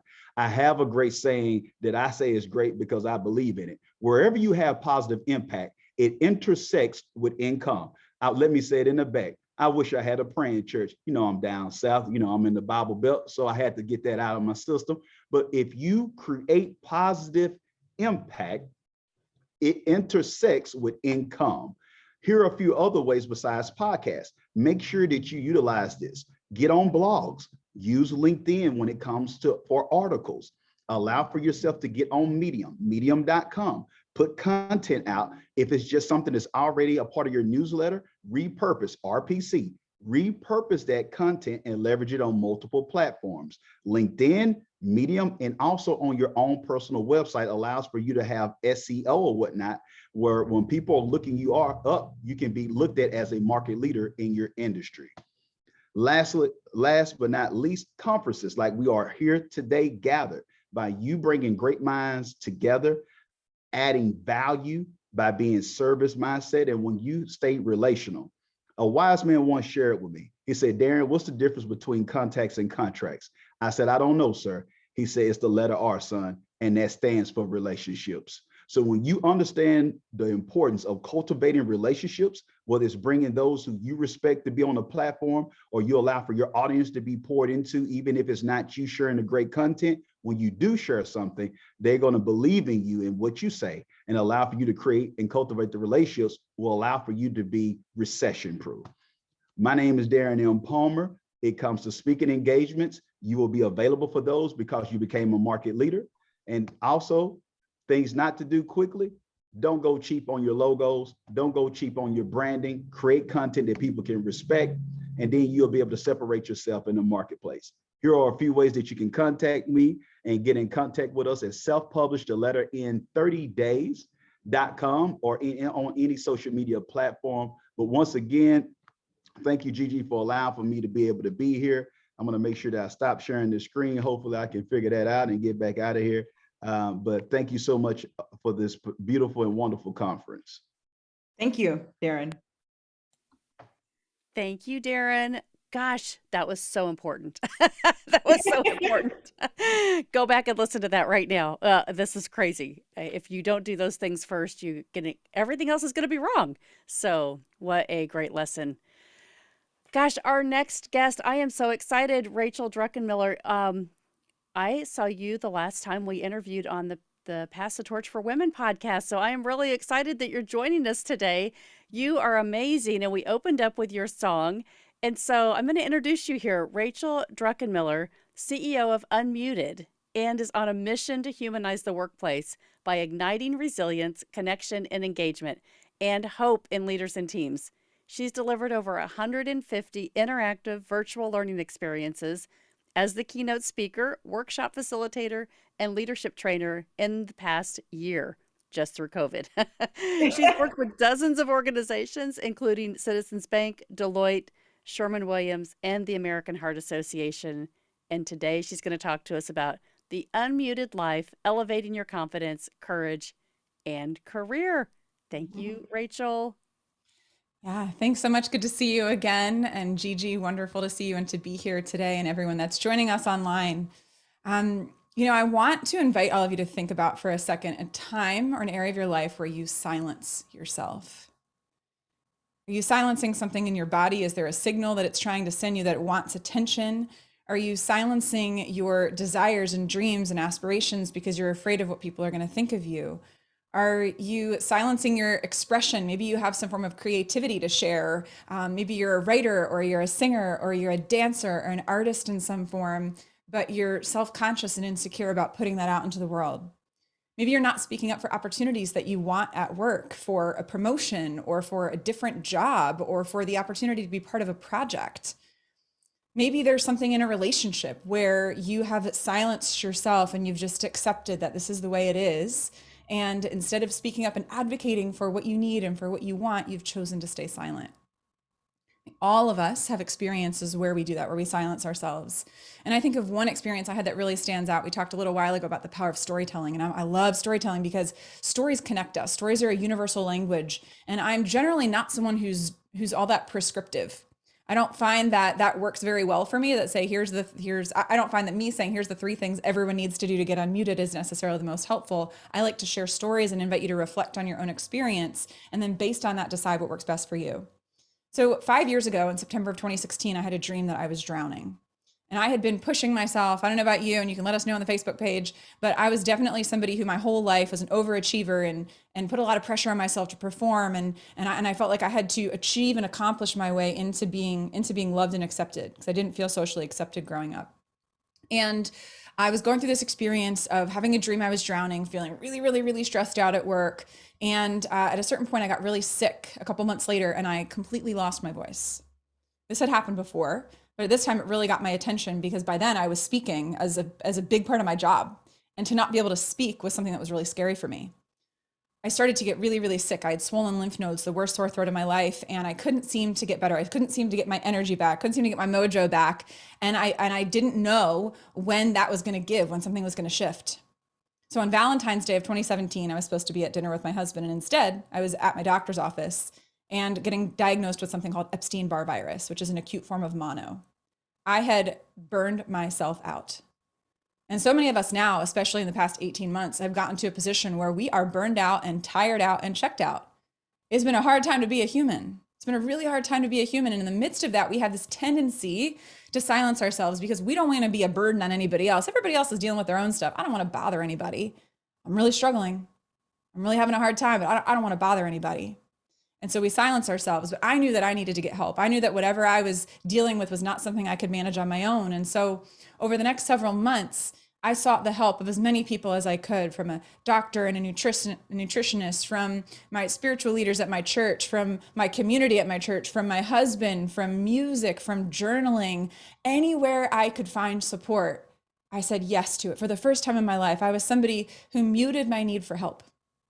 A lot of us do that, right? We're like, I got this, I can handle this, I can do this on my own, right? It's a source of pride where we're like, oh, no, I don't need anything. I'm good, I'm independent, I've got this. And we think that it's a sign of our confidence, but really it ends up being a reflection of some degree of insecurity or a lack of worthiness. And so I had to wrestle with that I had been living my life that way. I had been living my life from this place of like unworthiness. And so I hadn't asked for the help and the support that I need. And so that time where I was silenced, literally, where I was muted, I had so much in the way of awakening that happened, and so much healing that started to happen in my soul and in my spirit that I just hadn't made space for before, because I was so focused on achieving and just moving up the ladder, and was completely ignoring what that was doing to my body and to my soul. That was the beginning of my unmuting, truly.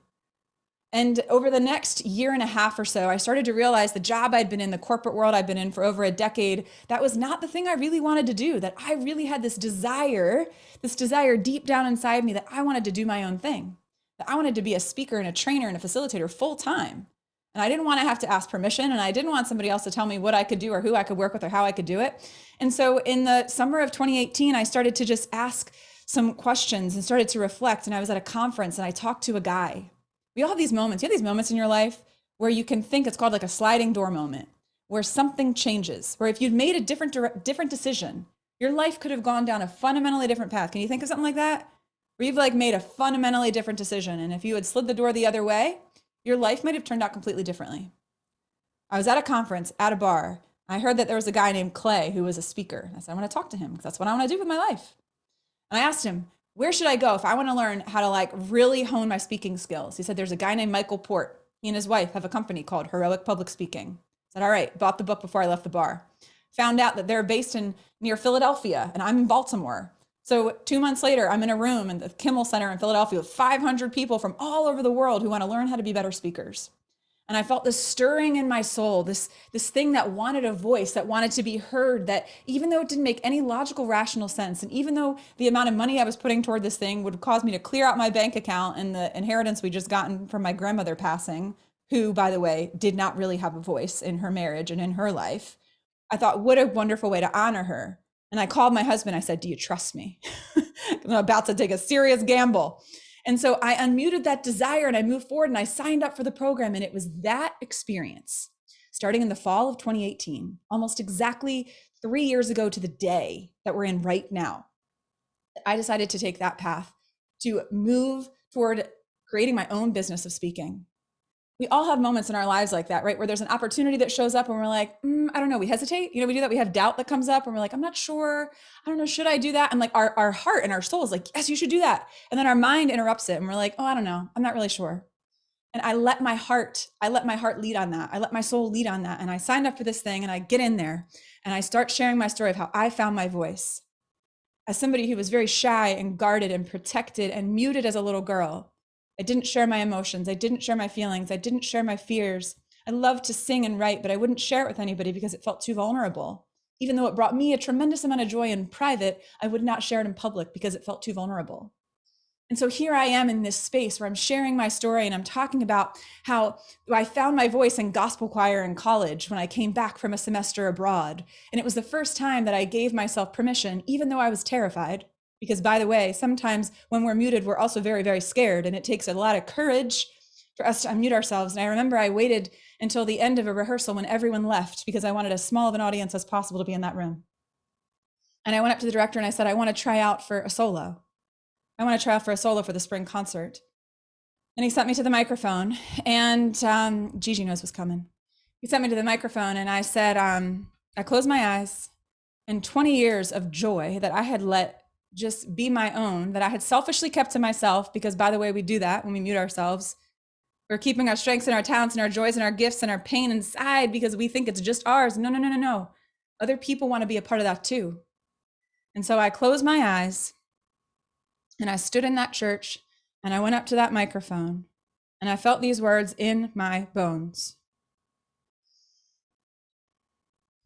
This morning when I rose, yeah, I didn't have no doubt. This morning when I rose, yeah, I didn't have no doubt. This morning when I rose, yeah, I didn't have no doubt. This morning when I rose, yeah, I didn't have no doubt. And I was shaking, and he gets up from the piano and he knocks over a microphone. He said, where did that come from? I said, that has been trapped inside of me for 20 years. I want you to think about, what is the joy? What is the gift? What is the talent that you are keeping trapped and locked down inside because you are judging it as not good enough, or you're not ready, or you don't have what it takes? And what you're really doing is you're robbing the world of some gift. You're robbing your coworkers, your clients, your customers, your family, your friends, your neighbors, the checkout person at Target. You are robbing somebody of the gift that you have because of your own judgment and fear. Life is too short. Life is too short.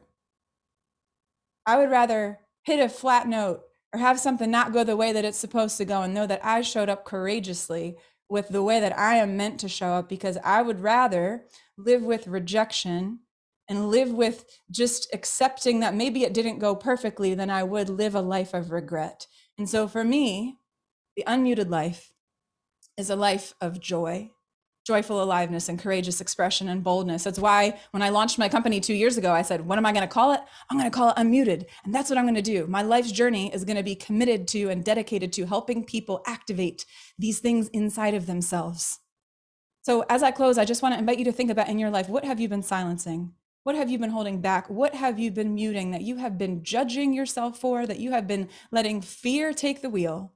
And what would happen in your career and your relationships, in your body, in your soul? What would happen to your life if you gave yourself permission to get unmuted? What would happen? I bet amazing and beautiful things, and that other people will be blessed by that too.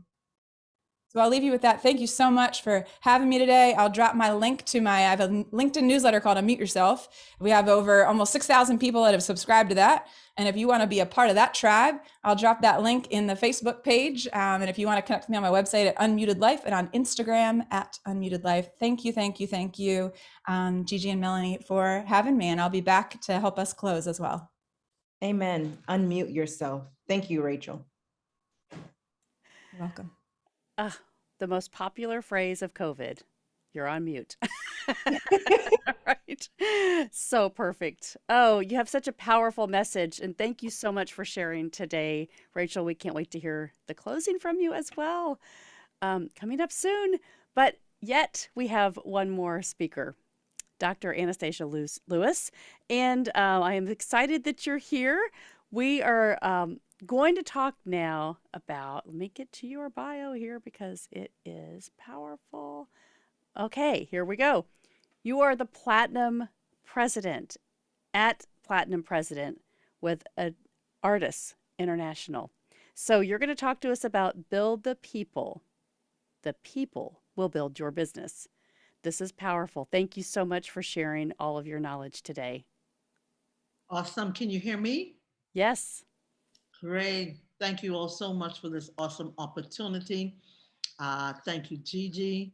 I'm happy to be here, and I want to greet all of you from the beautiful islands of the Bahamas. And it is the place where God lives because this is a global conference. So Gigi, I'm excited to be here, and also greetings to Ragney. But let me just get into it. My name is Anastasia Lewis, and I never knew in life that I would even think about building or any type of business. I felt as though it was something that was just thrown upon me, and I had to wrap my mind around networking with people and doing business. But after I started business and I started tapping into leadership and started tapping into people from all over the world, I got to realize that relationships are currencies. A relationship is a currency that you can tap into. And sometimes people think that money is everything. Money is not everything. You tap into a key relationship, it will build your business. Relationships gives you the answers that you were looking for because somebody is the missing piece to your puzzle. I came to realize that in business.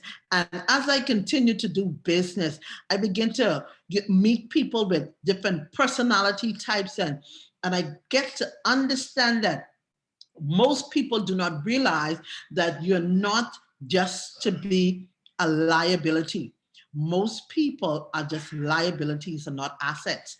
And so whatever you want in life, you have to give that, or you have to be that. There are principles that are tied to wealth that we all have to tap in. And most people don't understand the principle of sowing. You have to sow where you want to go. And so I tell people, if I'm not able to serve in this capacity, let me know what area I'm supposed to serve in so I can see where I fit, because I realize that when you build people, people build your businesses. And even being here in the Bahamas, we had a major hurricane in 2019. And because I had so many relationships all over, whatever it is that I needed that money couldn't buy, because at that point in time, the money was pointless because we couldn't get to the ATMs, we couldn't do anything, or electricity was down.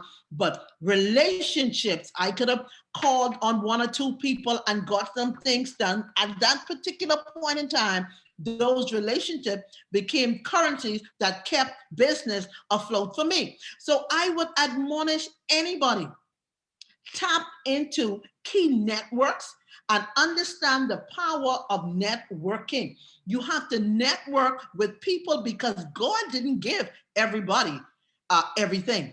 I have a piece, you have a piece, Gigi has a piece, Ragney has a piece, you have everybody has a piece, and we have to put that puzzle together. When you build people, what you also do is you empower yourself.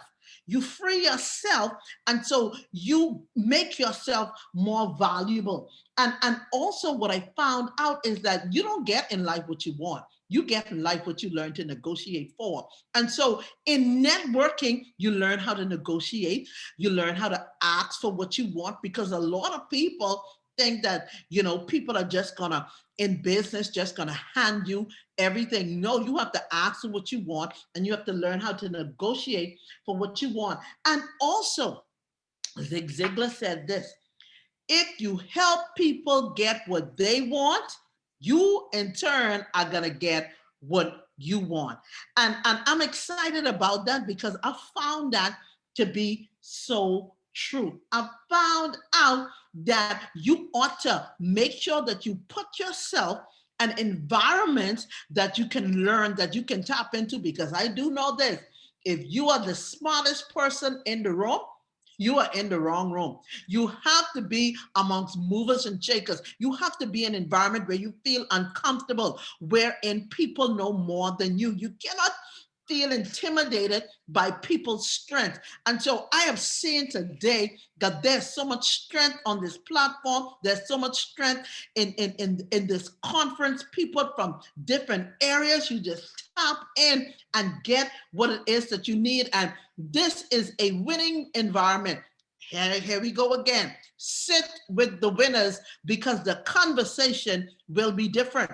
And so as you do that, you find out what area you can serve in so that you can build people. When you build people, you get referrals. When you build people, you get opportunity. When you build people, you get answers that you've not thought about. When you build people, guess what else you get? Something leaps in your belly that you can relate to, and you're going to get all the answers that you need. I'm a witness to that. And so I tell people anywhere, as I meet people all over, if you want to come to the Bahamas, you know somebody who is in the Bahamas. I am a person, I consider myself a builder, because I realize that you can't get far by not building people. Just that empowerment, that alone sets the tone for business. It sets the tone for profitability. It sets the environment for success. And you can have global success with people all over the world. And can I tell you, this pandemic proved it? Because now people are tapping into people all over the world, people that you may not have even met. Of course, you may have traveled a whole lot, but because you're not able to travel, you are able now to even go forth more forcefully just by Zoom opportunities and conferences just like that. This was a phenomenal idea to tap into people from all walks of life all over and put everything together so that we can understand that we are here to build, we are here to edify, we are here to lift, and you will be so shocked to know how your life is going to change just by building people. When you build people, the people will build your business, because that's a seed that you've sown there. And so I know my time is short. I know that we have had an awesome time here today, and I want to edify this awesome platform and let you know, Gigi, this has been awesome. I mean, all your speakers, you were on point for this, but we have to tap into and put into our minds that we are builders, and we are builders of people, and you don't have to worry about business, and you wouldn't have to worry about money. You're going to get everything that you need. I got to say it again: build the people, and the people will build your business. And greetings again from the beautiful islands of the Bahamas, the place where God lives. Good afternoon, everybody. Amen. Thank you, Dr. Anastasia. Woohoo! Let's go.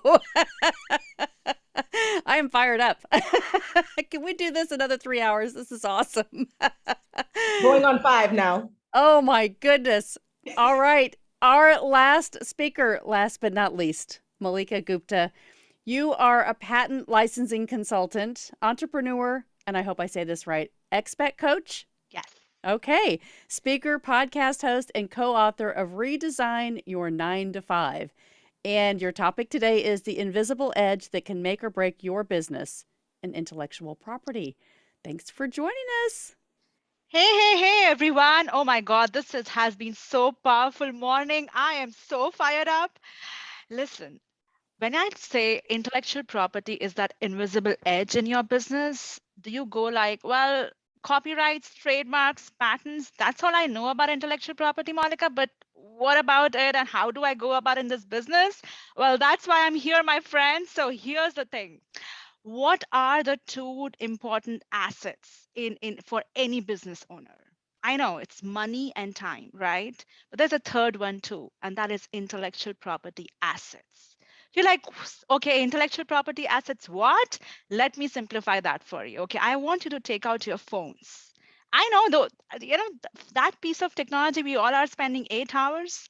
Now I'm going to show you, and it's going to change your world, how you're going to look at your phone from here onwards. Okay. So this piece of technology, if I show you, right, you're like, well, what is this? So you're like, Monica, it's iPhone. Come on, we are not that dumb. I know you are super smart, but here's what I'm going to show you. The behind of this phone, okay, it's a logo. It's a trademark, which is Apple, right? The name of this phone, iPhone, it's a trademark. The camera, the patents, the technology inside of this phone is patent protected. The design of this phone, this shape and the design of this phone is a design patent. It's an intellectual property. The apps and the games and the software running behind the phone is patent protected. It's copyright protected. It's trademark protected. Think about it. All we have paid for to get this phone is around $700 or $1,000, right? But for Apple, that intangible asset that makes Apple Apple is their intellectual property. So that is what I'm trying to make you see, that intellectual property is that invisible edge in your business that can make or break your business. It's not about the $700 which we have paid for this phone, but what goes behind protecting Apple as Apple. Now you're like, well, Monica, okay, that makes sense. Okay, how about we talk about the shopping, because we all are gonna go for shopping on Thanksgiving, right? So let's talk about it. So let's just say I show you a shoe, which is a normal shoes, right? It has nothing, and you're like, well, I paid like $1,000 for that, and you're like, well, but what does it say? When you say what does it say, it means what is the trademark? What is the brand behind it? And when I compare a shopping bag, which is a brown bag and has just certain piece of clothing and it says nothing, and I'm like, I've paid $500 for that, you'll be like, well, what does the brand says? What does the company says? That sentence of what does it say is what you're paying, my friend. If you're paying $25 on a Target top versus you're paying, I don't know, $100 for a Fenty top. I don't think Fenty's top come in $100. You're paying for Fenty brand, Fenty logo. Okay, so that's the whole point. So here's the thing: as a business owner, what is intellectual property in your company? So there are typically 4 kinds of business intellectual property that a small business owner has: your product, your branding, your packaging, your website, and your marketing. And I'm going to go a little bit about your branding because that's where people get most confused, and your marketing. Okay. So your branding is everything about you that makes you stand out in the market. It includes your logo, your brand name, your tagline, hashtags, social media images, but also the how behind your business. How you serve your customers and lead them to the results is also part of your brand. Your brand encompasses everything about how you show up in the world. So there are 2 types of intellectual property that work together to help you protect your brand. Typically, you hear about copyrights and trademarks. So in order to protect your brand with a trademark, it must be unique. It cannot create a likelihood of confusion with another brand, right? So people ask me questions. Well, Malika, I just found another person who has a brand, which is the millionaire coach, and mine is the millionaire mindset coach. Can I register it for a trademark? And the answer is probably not. You know why? Because whether there is a likelihood of confusion is not based on your personal opinion. It is based on what the general public think. If these 2 brands are the ones which I have to choose from, millionaire mindset coach and millionaire coach, I might get confused, right? So think about it. What makes you stand out? What makes you unique? Okay, so every time you are posting a Facebook ad, you're doing a clarity call, you're doing a webinar, give it a name. Don't call your strategy call just a strategy call. Give it a name, make it stand out. That name, my friend, is what makes you stand out. That name is your trademark, is your brand. So when you then go and register your name with USPTO office, which is United States Patent and Trademark Office, the first question they're going to ask you, have you been using it commercially? Have you been using it as a business? So that's where it all helps for documenting your name of the strategy call, documenting your coaching sessions, your course and programs, what are your 5C systems, your signature systems? Give it a name. Okay, all righty. So let's talk about your packaging. Now, have you when you look at the shape of the Coca-Cola bottles, or when you look at the red sole of Louis Vuitton shoe, you know what stands out, right? You know that the red Louis Vuitton shoe, that red sole, you know that it's Louis Vuitton shoes. That, my friend, is packaging. That is the intellectual property. They have made themselves stand out with that intellectual property. And it's not just, they're not painting that red sole with red paint. It's intellectually property protected. They have design patents around it. They have copyrights for their designs, for their marketing. And all of that is the part of their branding. So think about it. When in your business, in your coaching, in your consulting, what are your signature systems? What is your unique way of teaching, your unique processes, your methods? And have you taken enough steps to not only protect it, but also to make you stand out? And here's the thing about intellectual property. Whenever people think about copyrights and trademarks, they always think, well, it's all about the large companies. You know, I'm just starting out. I'm a small business owner. It is not about just the large companies, my friend. Here's the thing, if you have a registered intellectual property in your business, you can monetize those assets. You can license them out. You can sell it. It is not just about protecting your intellectual property. It's also about thinking, how can you monetize all these assets? Because these are assets in your business. Okay. So we talk about branding, we talk about packaging. Let's talk about marketing. Now, marketing in your business is everything, right from your ads, your taglines, your social media marketing, your business plans. Everything is marketing, and all of that is copyright protected. In fact, all the speakers in this beautiful conference, and they were sharing their slides, you, my friend, have a copyright on those slides. You cannot distribute those slides. You have to, if I want to take your presentation, I want to just share it, I cannot do that because I have to take your permission, because you have a copyright already on that. So think about it. If you want to register that, then that's a whole different conversation. But the fact that you took the time and effort to create those presentation and slides makes you the owner of that slides, makes you the copyright owner of that particular presentation, the way you have talked about it, the way you have thought about it. Okay. And just to simplify, just to give you another example, when it comes to copyright, people just always trips up.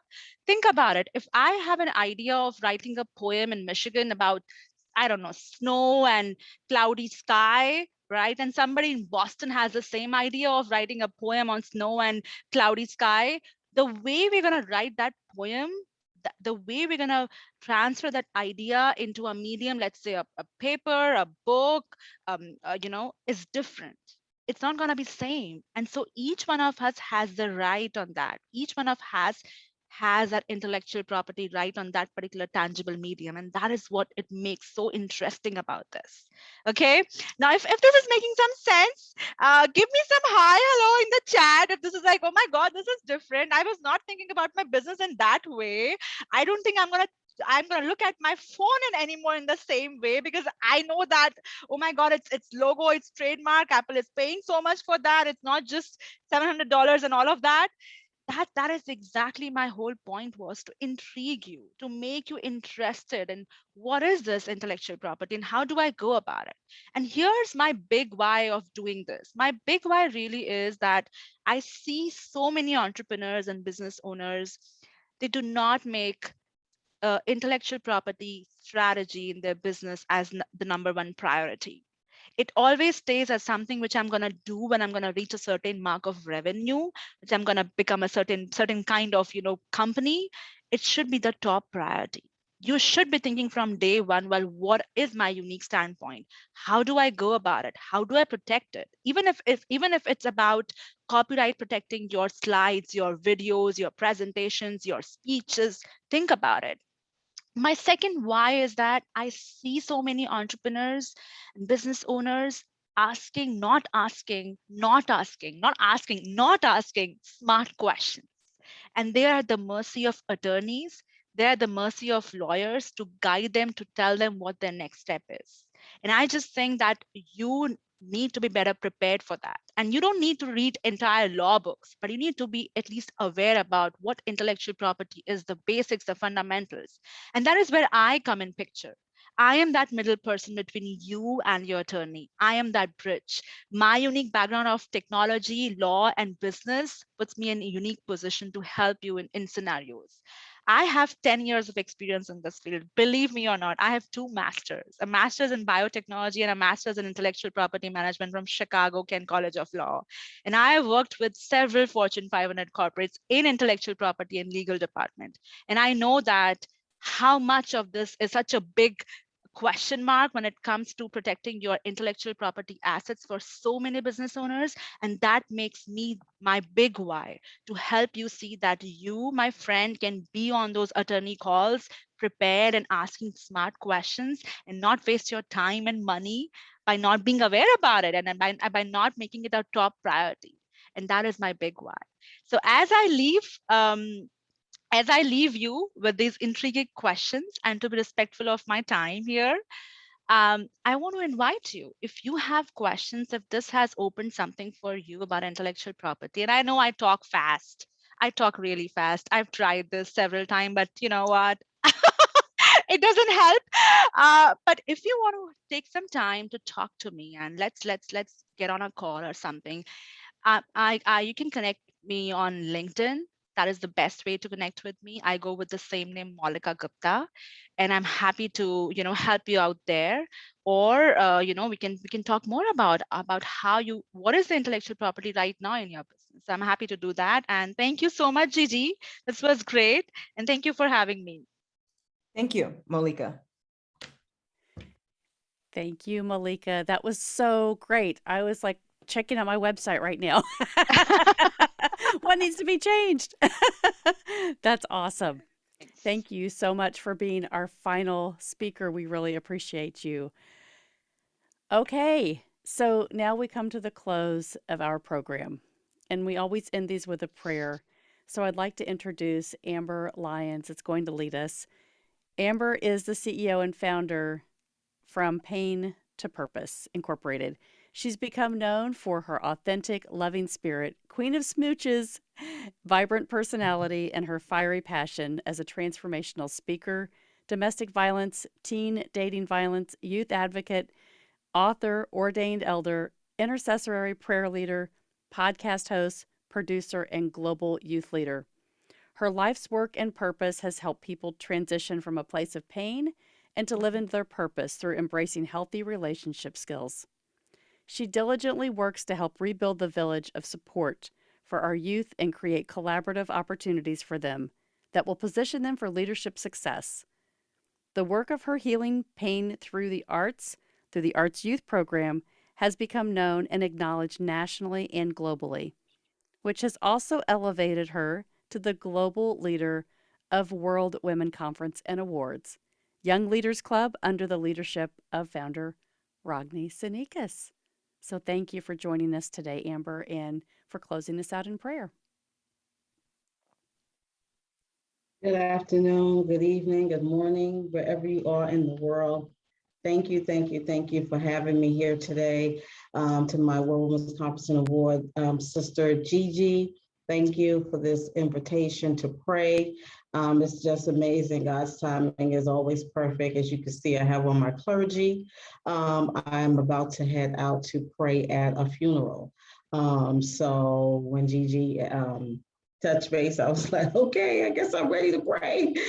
So thank you so much for having me. I want to acknowledge Melanie. Thank you for the introduction and for all the work that you do with Gigi. Ragni Sinikas, our founder of World Women's Conference and Awards, thank you. And to my Atlanta chapter leader, Lakeisha, who's not able to be here today. All of the speakers, God bless you. Let's look to the Lord. I'm here to pray. So let's look to the Lord. Father, we just thank you for this time that we have been given this assignment to come and close out this global business conference in prayer.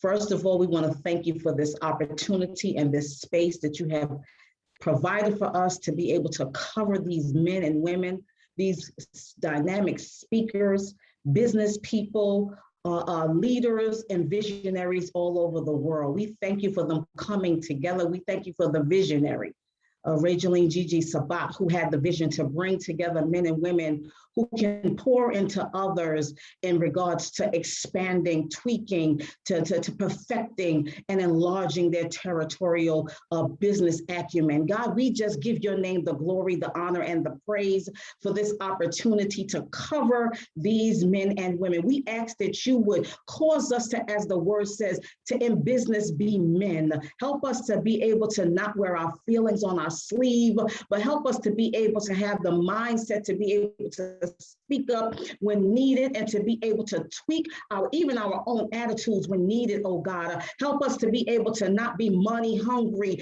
and selfish in business, but to be about empowering others and to be able to walk in the assignment and fulfillment for which we have been placed on this earth.